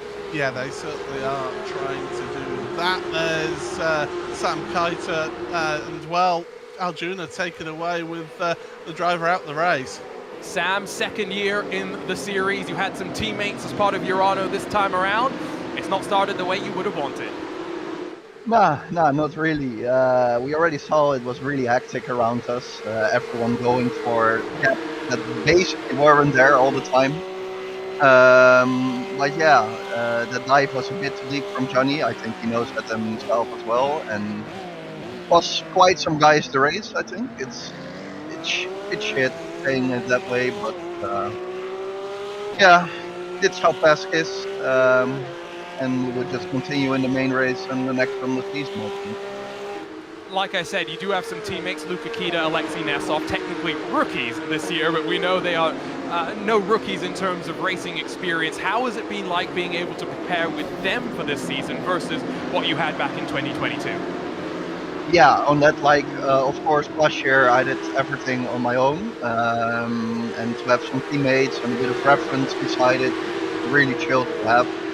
Also on setup wise, that you can confirm things for each other, it's just helpful, and I think that will help over the whole season as well compared to last year. Thanks for joining us, Sam. You still got one race to look forward to. We'll let you go and get ready. Thank you, man. Have a good race. There we go then. That's the driver, one of the drivers out of the race. Apologise if there was any industrial language in all of that, but we are focusing at the front of your field. Diogo Pinto then 0.6 of a second ahead of Charlie Collins right now. I think they're quite settled at the moment, but with 4 laps to go, there's still plenty of action here in the sprint race. And don't forget, it's the top 8 that get inverted here for the grid of the feature race, and that would actually be that driver Lasse Bach that we mentioned there, Arjuna, who would be in prime position for the feature. The sprint race, so the one that we're in right now, pays out at the front of the field half the points that the main race does. So as you think about the championship, remember, you get points for getting pole position. That would leave you at the front of the sprint race field, but do you really want to be in 8th position at the start of the feature race or the main race? I think that's a much more delicate proposition rather than being at the front of that second race start. It's a lot of nuance to this championship, and the fantastic thing about it, Paul, is we're going to land up in Monza and hopefully, just like we did last year, have 3 or 4 drivers still in with a chance of grabbing the crowd. Yeah, this should be a tremendous season of action here in the Porsche Heuer Esports Supercup. And, well, I mean, we saw the consistency was key last season there. You see the triple box, race for the lead, big and centre at the top, and then the 2 small boxes, race for 8th and race for 16th. But, as I say, consistency was key last season. Diogo Pinto only actually got 1 race win across the entire season, and yet still won the championship, which shows you need to be in the top 10 consistently throughout the season. Yeah, and I get the sense that we're going to be in for something similar this year as well. I think one thing that I kind of expected coming into this race was, if I can just be honest, to see Sebastian Job at the front in qualifying. Especially with some of the drivers that have left the series. I always dubbed Josh Rogers the king of qualifying. I thought it was Seb's spot for this year to take and to move forward with the one-shot qualifying. We've seen him be quite good in qualifying in the Porsche Esports Carrera Cup Great Britain. Lots of changes to come. Watch that battle for 16th, by the way, has one of the Apex Racing cars of Johan Haas trying to fight his way forward. He's fighting with fellow Frenchman Julian Sutton. And look at the 8th battle as well ongoing. It's Salva Talons and Lasse Bach, and Talons just losing out on that one.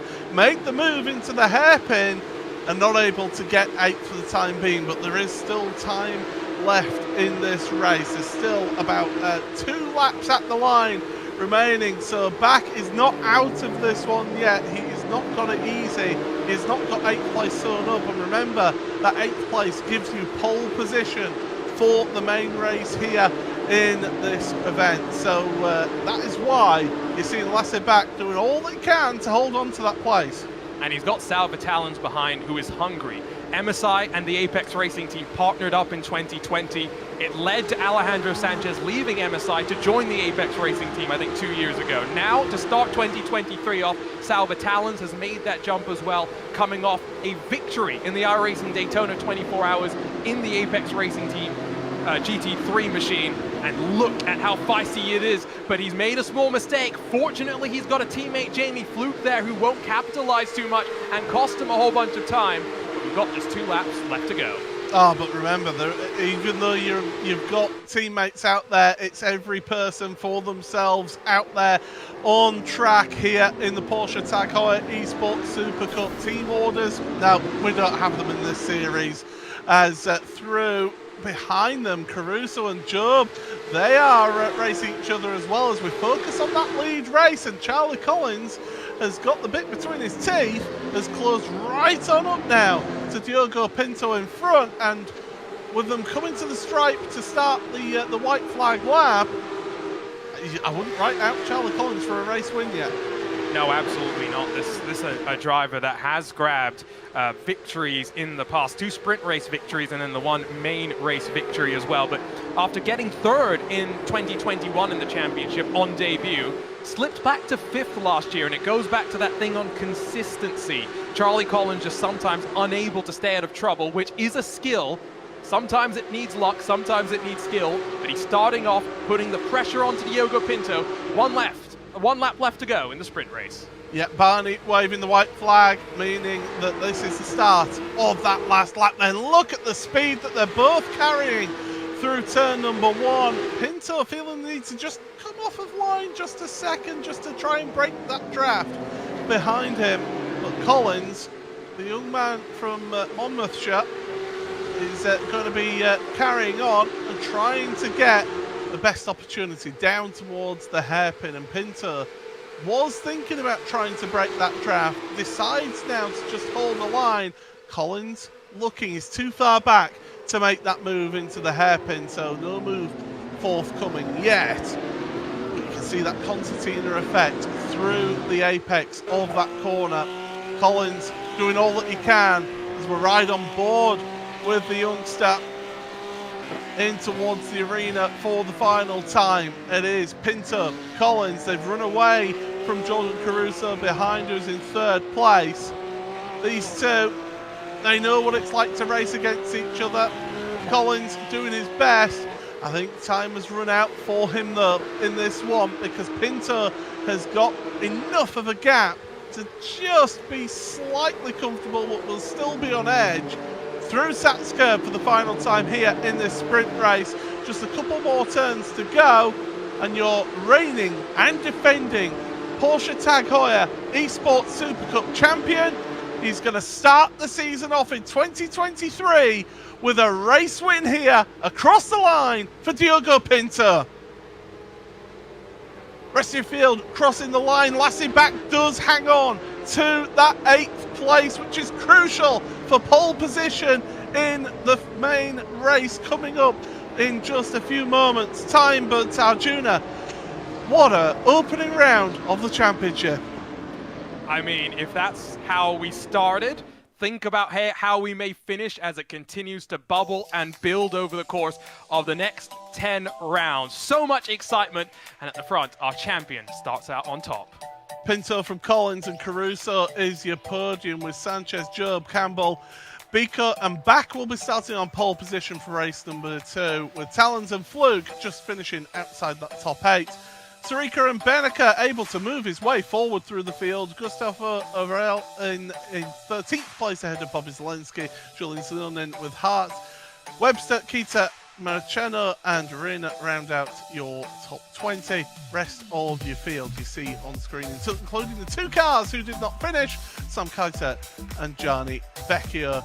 And well, we'll hopefully in just a few moments time be able to speak to your race winner, but well, Arjuna, that was certainly an exciting start, and in fact your race winner is going to be joining us. Arjuna, take it away. Yeah, defending champion didn't qualify at the front, but fought his way through what was a rather interesting opening couple of laps. Diogo, how did you think your championship defense was going to start off fighting wheel to wheel like that in the opening couple of laps? Yeah, well, luckily I managed to put a decent lap, still quite a bit far off of Jordan. Maybe there was something there on the outlap that I missed. But yeah, the race was good. I went on an attack. I saw the space in lap 1. And after that, yeah, I thought it was okay in P1. Now let's manage things. But then I got dive bombed into the stadium section. But luckily, it wasn't too bad for me. I managed to recover 3 positions and win the race. We saw you be very consistent last year, not always at the very front, but in the thick of the action. You started off with a victory here to start the season off. What are your plans and expectations for the rest of the campaign? Well, obviously, for me, I want to win the championship again, but I won it last year, so there's a little bit less pressure for me now. So my goal is to just enjoy the racing, hopefully have some clean races and win races pretty much. Let's see now with the reverse greedy stuff. The likelihood of having a shunt at the start is higher, but I'll try to keep it clean, and maybe a top 7 or top 8 would be pretty good, since with the sprint race win, it's already good points. Well, already got a whole bunch of points. I think 33 points on the board. Go off for the second race, and we'll maybe talk to you soon. Yep, thank you. Well, that is your race winner from the sprint race, but stick around with us because the main feature race is going to be coming up in just a few moments' time. Racing isn't easy, but experiencing it is. iRacing puts you in the driver's seat with the industry's leading sim racing game. Drive on laser scan replicas of the greatest racing circuits from around the world. Go head-to-head against other drivers chosen by skill-based matchmaking to ensure competitive racing at every level. Compete across all your favorite series. In officially licensed cars, engineered to deliver the most accurate driving experience possible.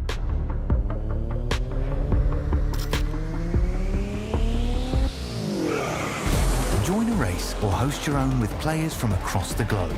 Race against the computer or in a league with friends. Feel the thrill behind the wheel. Visit iRacing.com.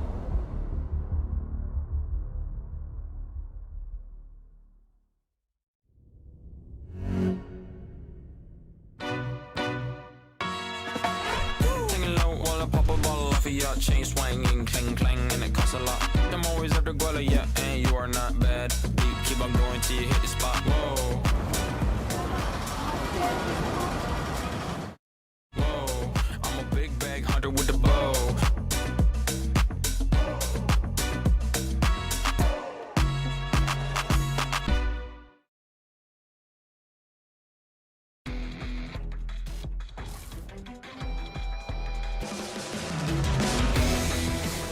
It is race weekend number 1 here in the 2023 season, Arjuna. Well, we saw plenty of carnage and chaos in the opening salvos of that race, and then it calmed down at the front, but the excitement carried on towards the back. It was pretty clean at the very front of the field through the opening couple of corners as well. It wasn't until we hooked a left through turn number 4 that we started to see a bit of drama. Pole position winner Jordan Caruso went deep, thanks to a move by Diogo Pinto and Charlie Collins behind them. You could just see 3 wide. And then the brawl at the front over those opening 3 laps. 2 wide, 2 rows deep, Noah's Ark formation, and somehow they all made it work. Yeah, they certainly did, and well, we saw tremendous action all the way through that opening of the race, and Pinto certainly enjoyed that one, getting the race win in the end. There was that contact down at the hairpin with Gianni Vecchio, but the sprint race was done. We're now going to be heading ourselves into the main race here, and well, these drivers will get themselves double the length of that sprint race. 18 laps to decide themselves who is going to be taking away the honours in this opening round in 2023 Porsche Tag Heuer Esports Supercup. Here is the grid then for you. Lasserbach and Bico on the front row of the grid with Campbell, Job, Sanchez and Caruso, row number 3. Collins and Pinto, your race winner from the opening, and row number 4 then as they finish. Talons, Fluke, Sarika and Beneke, with Ariel, Zelensky, Sonnen, Half, Webster and Keita Rounding out row number 9 with Marciano, Rina, with Collins, that's Bryn, with Mangan, Dan Bitts, and Violette. Final few on the grid is Jensen, Tetela, Nielsen, Nesov, Kaita, and Vecchio starting at the back of the grid. Well, these drivers will be getting themselves lined up on the grid, getting themselves set for this start, and very quickly then, Arjuna, give us a prediction just for this race. Yeah, so again, remember the top 8 are inverted from what we saw from the sprint race. We've got 18 laps, so double the race distance, and the win is worth double as well. In terms of expectations and predictions, Diogo Pinto, I think, summed it up. It's going to be difficult to work forward. The question is back to hang at the front? Well, we will soon find out. Those drivers are waiting patiently on the grid for that starting procedure. And in just about 10 seconds' time, we will be going green for the first main race of the 2023 Porsche Tag Heuer Esports Supercup. Delighted to have you all here with us today. Paul Smith and Arjuna Kankapati on the call. Drivers now. Engine revs rise. We're getting set for the start. Green flag, and they're away, and it's a good start from the front row. A little bit of a wiggle from Sebastian Job on row number 2, but slots in to that 4th place. It's Biko and Campbell going side by side through turn number 1. The rest of your field thunder through turn number 1 in towards turn 2. Remember, cold tyres and brakes. You can easily lock up and brake into turn 2. So far, so good. Nice, clean action at the front, and Back and Pinker are making a little bit of a break at the front. Caruso, though, is putting the pressure on Zach Campbell down towards the hairpin for the first time. Campbell feels the need to go defensive. Caruso, we know he's got the 1-lap pace in that car because he got pole position into the hairpin. There's contact. There's cars around it. Sanchez. Oh, there's a Cooper Webster involved in all of that as well. And also in that is Bobby Zelensky. Number of cars involved down at the hairpin. I'm afraid to say that felt almost inevitable. Yeah, it was a synchronized T-boning of 2 of the Stormforce Racing Apex Racing Team machines. Definitely saw Alejandro Sanchez mixed up in that one. May also have been Sal Vitalis, the 2 Spaniards, unfortunately, not able to do so much. And that's why I do think on lap number 1, you say Zach Campbell went to the inside to be defensive. It's not just defensive, it's also the more conservative option. Yes, you can be tagged from behind if you're on the inside, but the risk is if someone on that inside has an issue, you're going to get washed up into, and you're going to take the bigger brunt of the damage. It is very much splintered up the field, though, as we wind to the end of lap number 1. The young Dane of Lasse Bak, rookie to the series, in first place in his first main race of this championship. Alessandro Bicco, though, from Italy, he is going to be pushing on and trying to get the race lead. There is Lasse Bak himself from Denmark, and look at the focus, look at the concentration on his face right now. He is all about this race win today. Yeah, this is very different to what we had from Quirk in the All-Stars, where he was excited. No, these drivers know that putting yourself in the right mental space is what you need to do to get the most performance. Lasse Bak trying to run with his mirrors filled by that bright green. You're not going to miss that front end on that Williams Esports Razor number 77, just trying to keep calm and manage, I don't want to say maintain, but manage the tires so that when we get to the end of this race, they still have something to play with. Let's take a look though, Paul, at what happened on lap number 1. Yep, so this is it. So you can see defensive moves from your leader, also from Zach Campbell, but it's those 2 Stormforce racing cars get collected by Moreno Sarica. So that's what started it all, and then it's all just, well, concertina effect, one after the other, getting involved with each other, and no room, considering how wide the track is there. Everybody wanting the same piece of asphalt. Yeah, it doesn't matter if you've got 40 cars, 35 cars, or 30 cars like we've got this year. If someone goes deep into a braking zone and tags someone else, the end result is always going to be a chain reaction, unfortunately. And in this case, it was Moreno Sorica who will likely draw the ire of the stewards in the post-race review for what happened at the end of lap number 1. But as we work our way forward in this race, already a bit of separation building now between the top 4 and 5 or so. Zach Campbell still very much almost within a second of your race leader, but you can see behind small pockets opening, and the more that the drivers fight and squabble and cost each other time, the more it will allow those at the front to break away. Yes, certainly. So go through the parabolica then, once again, heading into the hairpin, and Sebastian Job, former champion, 2020 champion, locks up, makes the move. Biko won't be happy about that, but Job makes that move stick. It was by hook or by crook, but one way or the other, Job is up to second place on track. Biko down to 4th place because of Campbell, and here comes Job round the outside. Turn number 8 into 9 and 10. Give the space there, and back does just that. And now Zach Campbell is getting excited. He can sense an opportunity because these two leaders are slowing each other down into the stadium section once again on lap number 3 of this race. There's 18 laps to go here, plenty of time. Job with the big lock-up. Biko goes through, so does Caruso. Job's been hung out to dry, and well, there's a bit of afters, but I tell you what, Biko didn't have anywhere to go because he had Caruso right alongside him. Yeah, and now Seb's got to have to watch that rejoin and the slowdown that he would have got for cutting the course. That's going to be painful, but I'm going to place most of the responsibility on him. We saw a level of aggression into the hairpin that I don't think we've seen too much out of Seb in recent memory. He is here to fight towards the front, force back to have a little bit of contact, then check them all up. It's Zach Campbell down the inside into turn number 2 that watched all of that and found his opportunity to reach the front once again. Oh my goodness, well, Campbell finds himself at the front, and I can tell you, covering the first 18 of this field is just 7 seconds right now. It is just one long queue. They're going 2 wide, 2 by 2 into the hairpin. Biko's making moves for 3rd place on Caruso. Campbell holds on to that one. Here comes Charlie Collins as well involved in all this, and Pinto in 6th place is going on. I want to get past. I need to get past to start my championship off here, but it's in 6th place, and we heard how he was thinking that moves are going to be difficult to come by. As I say that, Pinto is trying to make moves on Charlie Collins. Yeah, and I think he is going to get hung out to dry. He is our defending champion, just like he did it at the hairpin. Outside not working, Charlie Collins getting the elbows out, and now Diogo Pinto loses out to Gustavo Ariel. Let's take another look in big focus as to what happened here.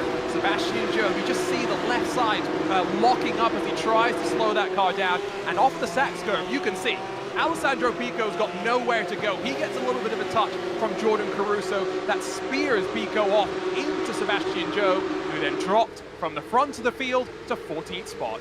Yeah, Sebastian will not be happy with that, but as you say, the level of aggression that he showed there in those early goings, sometimes the aggression works for you, sometimes it goes against you, and well, he felt that he could try and lead from the front and try and get away.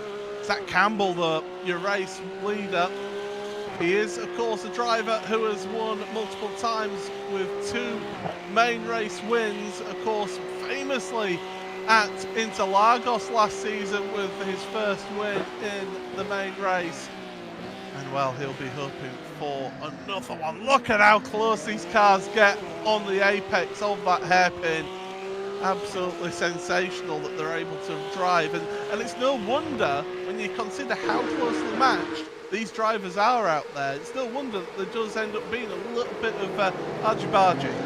Yeah, I talked to Zach actually in the build-up to this race. He spent a lot of the last 2 or 3 months in Germany at the Porsche Coanda team facility, helping them on some of their other endeavors. But he's back home now, focused in on this charge at this championship. And the one thing that I took from our conversation, Paul, is that he's going to take every race as the opportunity to learn about the other drivers. He knows which drivers he wants to fight hard with. He knows which drivers he'll be a little bit more careful with.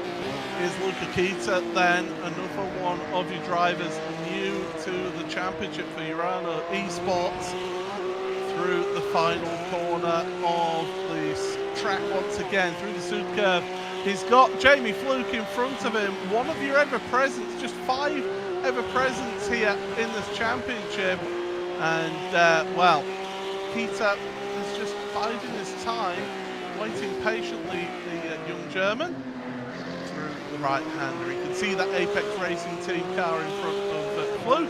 Fluke is somebody who is well-versed of pack racing as well and is used to it. Here's another one of your newcomers as well. Gustavo Ariel from Brazil, racing for the TXC Racing by TK team, of course Tony Kanan's outfit, and great to see them getting involved. Here comes Job then, down the inside of the 99 of Oscar Mangan at the hairpin. The move isn't paying off for him there. Car looks okay though for Job, and this is another one of the newcomers for Oscar Mangan. Yeah, Oscar left Core Sim Racing midway through 2022 and took his time before finding his new home, landed with Altus Esports in the Porsche Heuer Esports Supercup Contender Series. Has very much been working along with Simona Maria Marcheno and Jordan Caruso at trying to bring this program up to the very next level. I want to circle back to Jamie Fluke. You mentioned him as an ever-present, but he may actually be the longest running World Championship competitor in our field here today.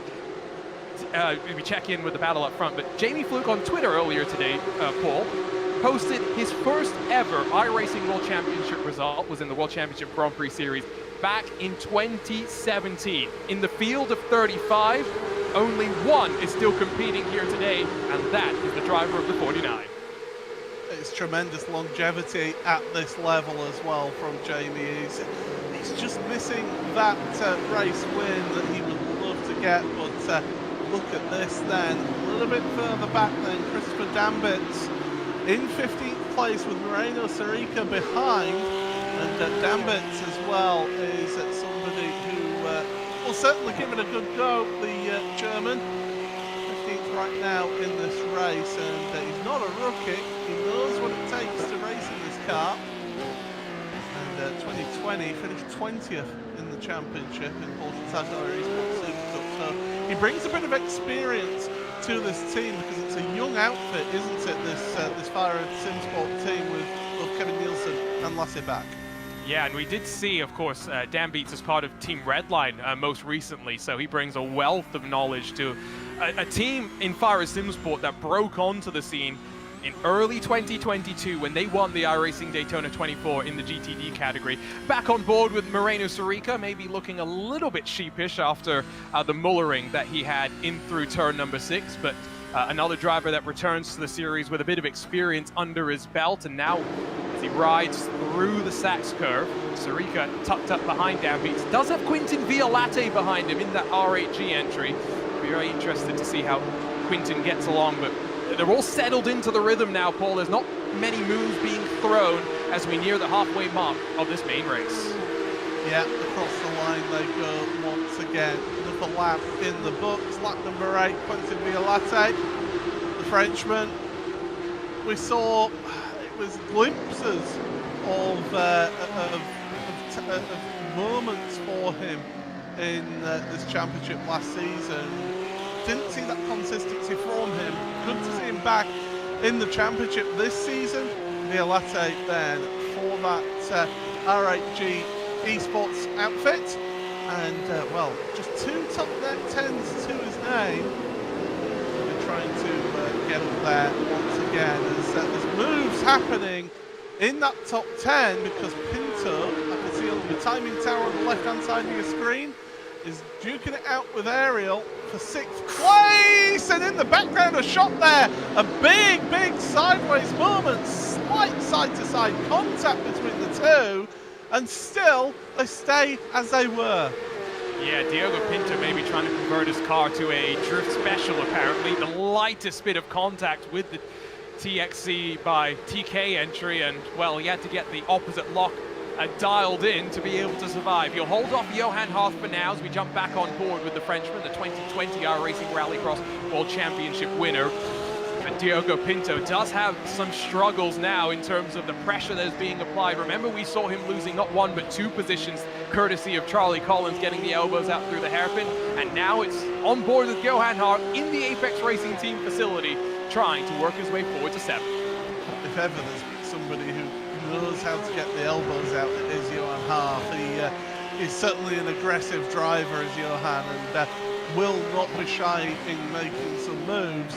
But you can see he's got the best seat in the house of the race for 6th place in front. Gustavo Ariel, of course, as I say, new to the championship, the young Brazilian, up against your current reigning, defending Porsche TAG Heuer Esports Supercup champion of Diogo Pinto. And meanwhile, Sebastian Job, he is making some moves through this, trying to get some recovery positions in all of this. You can see the cars in front duking it out, that's slowing them down. And well, he is going to be trying to work his way forward here, but certainly Arjuna Job has got a lot of work to do. Yeah, and he's one of these drivers as well that you can see the forces in his arm. He runs his sim setup as powerful as he can make it, basically. The one thing you don't want to do when you have a lot of power in your wheels is run into the back of anyone, and 22 had to get on the anchors to avoid running into the back of Julian Sonnen in that number 40 R8G entry. You could just see, though, as it bounces over the curve, how much force Seb is having to deal with. This is why he has training with a personal trainer to work on his fitness, work on his muscle mass, and to give him the strength and endurance that he needs to race these cars. If you think it's just, they're just racing around in circles in the home, it's quite something, I can tell you, especially with the high-end equipment that these drivers all run. Well, it just really does put them through a workout. Yeah, and your point on the personal trainer is also, I think, a testament to the reason why Sebastian Job is now not just an esports driver for Oracle Red Bull Racing, but he is also an F1 sim driver for the main Formula 1 team. As we see Jordan Caruso then, he was your pole sitter for the sprint race. Zach Campbell's pulling away at the front, and it's the race for 2nd place that we're seeing right in front of us. Lasse back, Alessandro Bico, and Jordan Caruso went wide, and that's because Charlie Collins comes through. Thank you very much, into the hairpin. Collins gains a place, Caruso loses one there, and the 2 in front, Back and Bico, they're still duking it out. And while they're doing this, Zach Campbell is running away at the front. Yeah, Zach Campbell's trying to take Imperial units back to the top step of the Porsche TAG Heuer Esports Supercup winner's circle, and you can just see the gap's gone from 0.8 to 1.5 in the course of half a lap. And here comes Charlie Collins, who can actually help his teammate by being aggressive and costing this group a little bit more time. Collins up to 3rd. As they go through then, and Collins, well, he is, for such a young driver, he has got some experienced head on his shoulders, that is for sure. We're at the halfway point then, and through they go, through the Sud curve once again. And what we'll do is give you a little bit of the sights and sounds of this Porsche TAG Heuer Esports Supercup with a BOSE full throttle.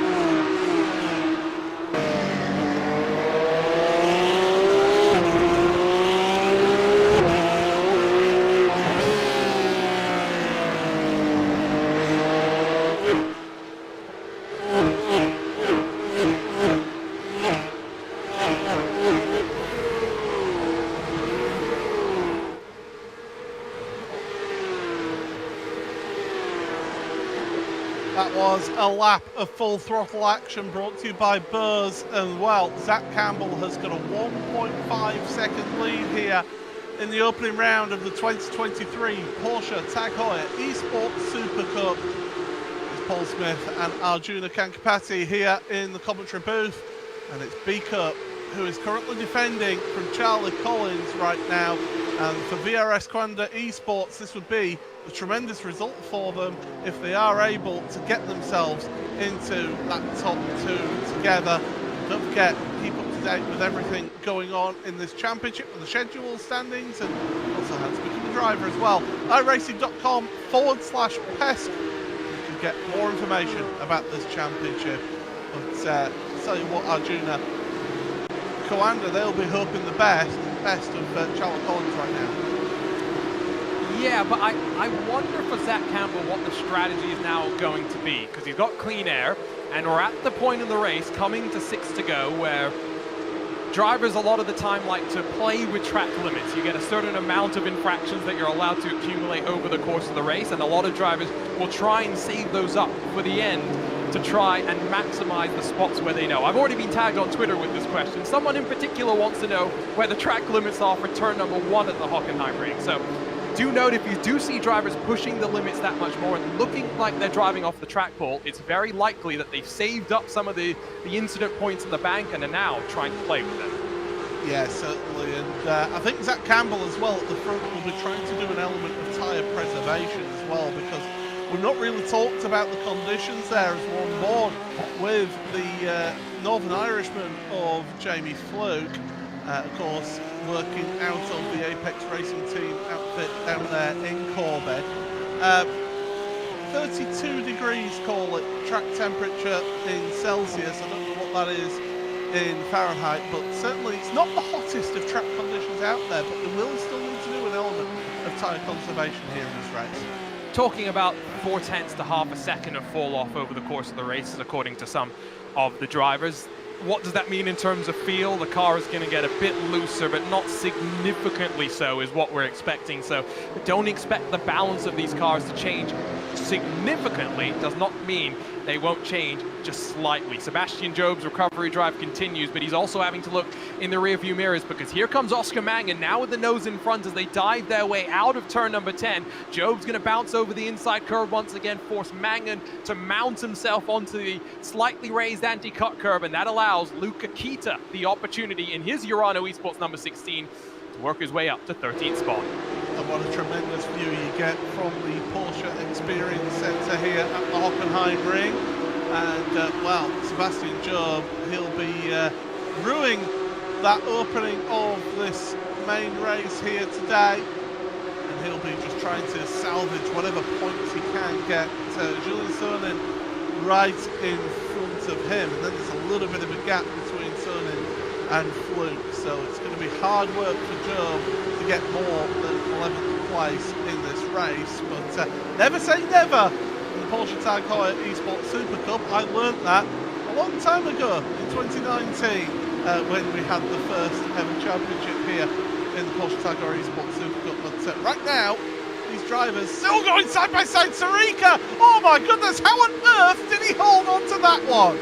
Yeah, now this track has hosted rallycross in the past, but too many drivers are trying to test their skills on the grass, and it's all because it starts a little bit further up the queue as the 10 machine of Dampitz is just trying to play blocker right now. Up front though, towards the front, Charlie Collins has found his way to second, exactly what Zach Campbell will have wanted. It is now a Coanda 1 and 2. I was tremendously honoured to actually go out to Grunau at the Coanda facility and got to meet both Zach and Charlie, and well, these two, they know exactly what they're doing. Here's the view, by the way, from the Porsche Experience Centre right now, up on top of the building. Tremendous view of this stadium section of the track. But yeah, those two, they were really looking forward to this season of the Porsche Tag Heuer Esports Supercup, and they're certainly showing it here in this main race. What a view that we've got here as Ooze coming down onto pit lane. Now, are these drivers that have tangled with the incident limit and have been forced to serve a drive-through penalty. It includes Sebastian Job, who will lead down in Alexei Nesov and Tumas Tatala as well. That is one major championship protagonist dropping to the back of the field.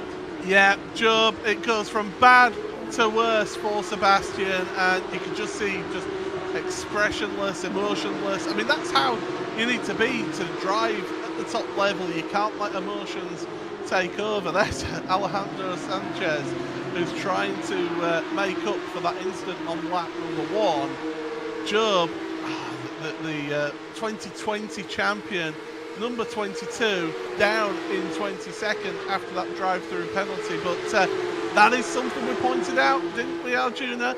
Instant points, some drivers will have saved them up, but those who have been getting the old shoulders out, they have got to be careful with track limits.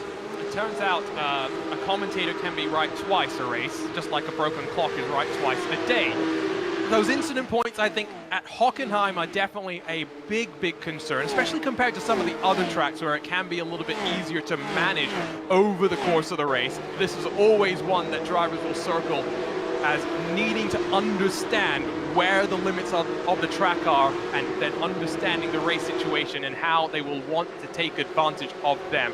Check in with our defending champion, by the way, after grabbing the victory in the sprint race and adding 25 points to his points haul. He now runs in 6th, tucked up behind Lasse back, but still with an opportunity as they work to turn 1. It's a good debut from Lasse. 5th place right now in the main race, of course, started from pole position after finishing 8th in the sprint race. Looking to the inside though, there's your champion, car number 1, and he goes through, and Johan Haaf, well, he'll follow back through on Diogo Pinto, but Pinto's got to be careful now, because Johan's got to run here, and straight away Pinto's saying, look, you've got to go the long way around the hairpin here, and quite frankly, if I'm out of those two, I'd rather be in Pinto's position here as his hairpin. No, absolutely, and I think he's done exactly what we'd expect at this level of racing as well, is just run the apex and hug it tight and not allow too many opportunities for that Apex Racing Team car to work its way on through. It's going to be interesting to track Johan Hart, by the way, who I do believe will be racing the entirety of the 10-round championship from Corby, where, of course, the Apex Racing Team launched their facility in the start of 2022. We'll be spending half the year in France, half the year over in Corby, and of course, it's a different environment, Paul, like you experience in Gronau with Coanda, when you are surrounded by the teammates pushing you to be the best you can be day after day. Yeah, certainly, and you get that real camaraderie as well when you.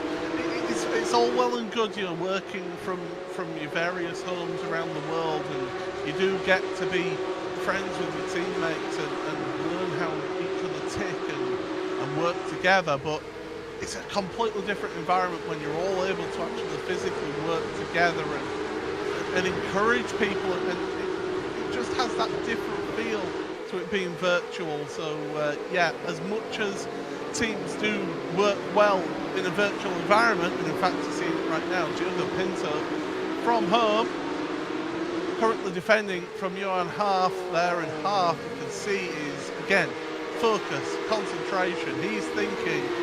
Pinto, he looks relaxed, I will say that about him, and he looks like he could almost fall asleep in that ring.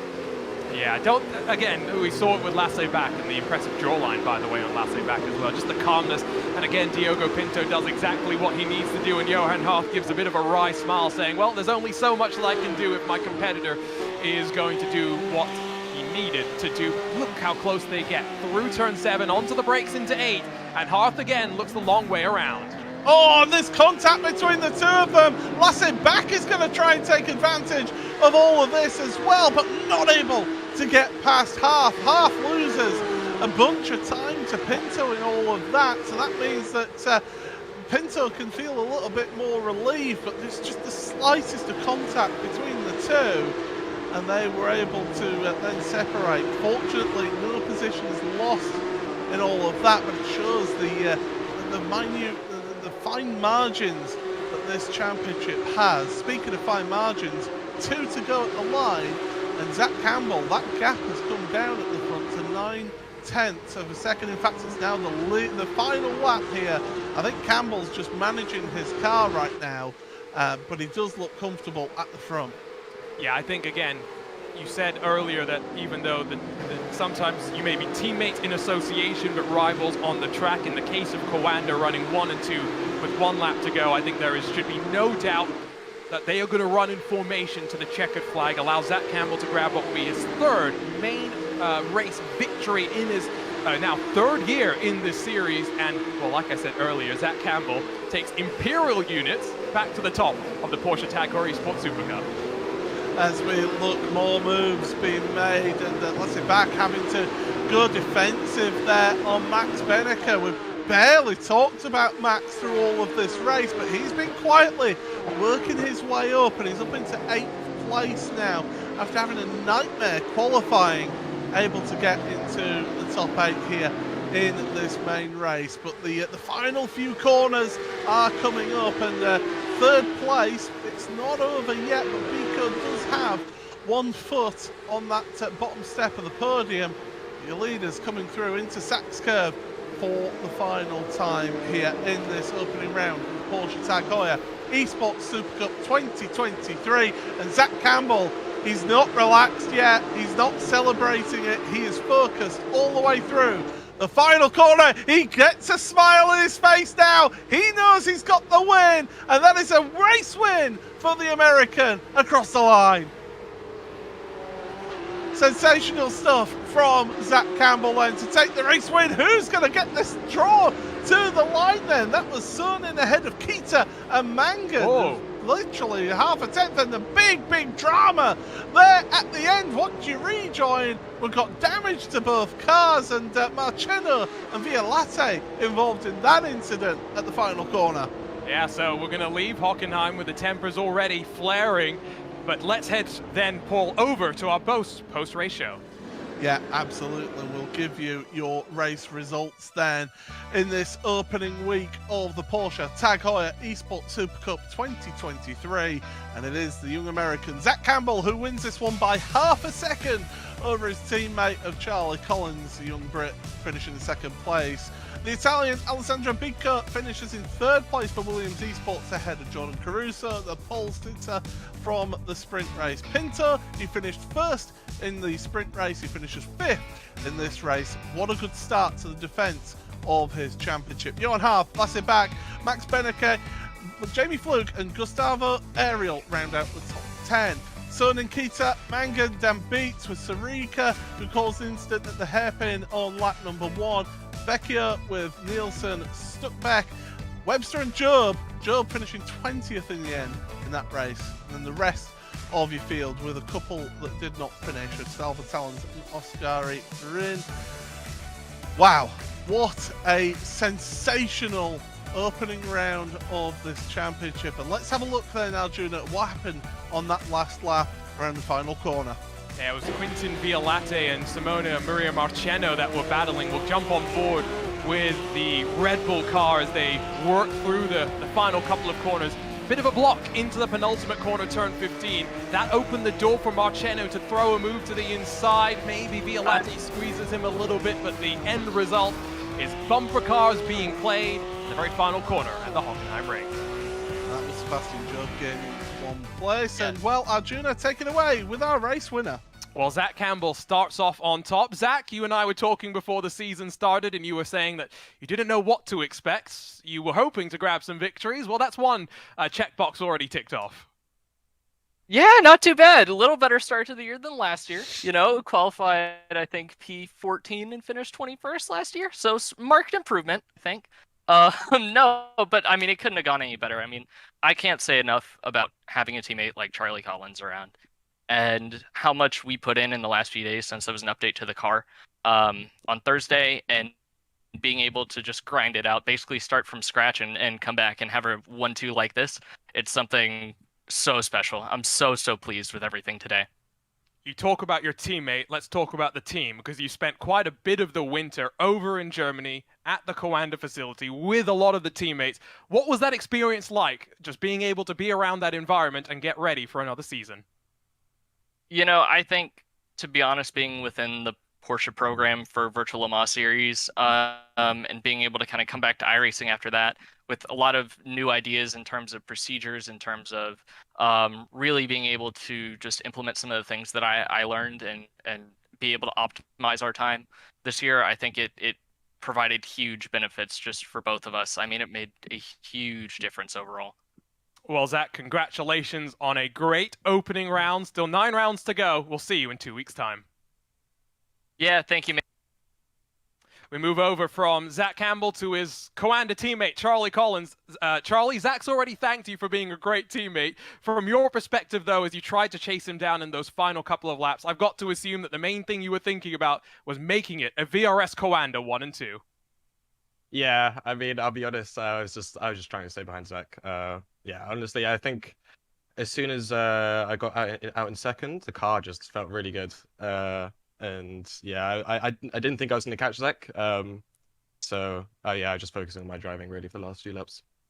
Bit of an interesting year, I'm sure, for you now, because you're not the only Collins in the series. It's confusing for the commentators. You got your family. Bring Collins in the series as well. What's that like for you guys behind the scenes as you prepare?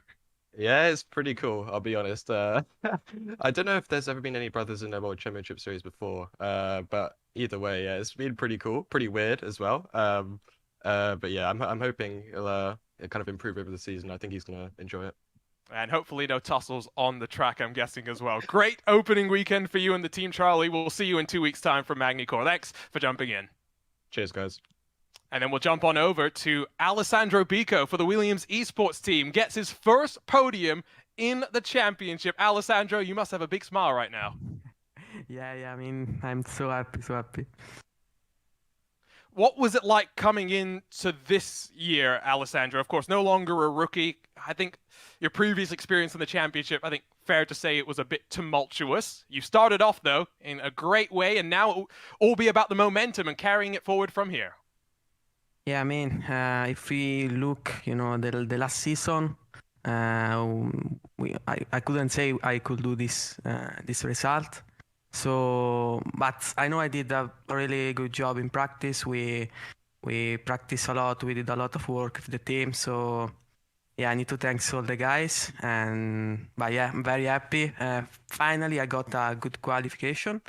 So I could start in front and then do my pace. So yeah, very, very happy. Well, we've got the Italian contingent from Williams Esports this year. We'll see how you guys go. We'll see you in 2 weeks from France. For now, congratulations on the result, Alessandro. Thank you. It's going to wrap up our top 3 podium interview poll, and let's take a look at how the points are looking then. Yeah, absolutely. So the early going sees Charlie Collins up in first place as I lose the ability to actually see the points up on my screen. So instead we'll talk about how close the action was on that race, and my goodness, it was tremendous fun to see as well. And it was certainly good. There we go. I finally got it on my end. But John Crusoe and Diogo Pinto joined second, with Zach Campbell in third. I mean, we should see it each and every season how close this championship is. Yes, but already what you'll note is where Sebastian Joe, where he is in the championship, down in 13th, a good 50 points off of the championship leader, Charlie Collins. By no means is he out of the championship equation, Paul, but you know as well as anyone, you need consistency to become a world champion. It's very difficult when you start off on the back foot. Well, we go from Hockenheim and we head on over to France to a track that we've never raced in this championship, and that is Magny-Cours. It's going to be a new challenge for these drivers, and certainly a historic Formula One track over the years, one that's produced some tremendous action. So do make sure you take a look at that one in 2 weeks' time. 7 o'clock GMT for the Porsche Heuer Esports Supercup on February the 18th. But that is going to be all that we have time for here today. Thank you very much to Arjuna Kankipati for joining us for his debut in the Porsche Heuer Esports Supercup. I have been Paul Smith, and well, what a dramatic opening to this championship. Until 2 weeks' time at Magny-Cours, goodbye.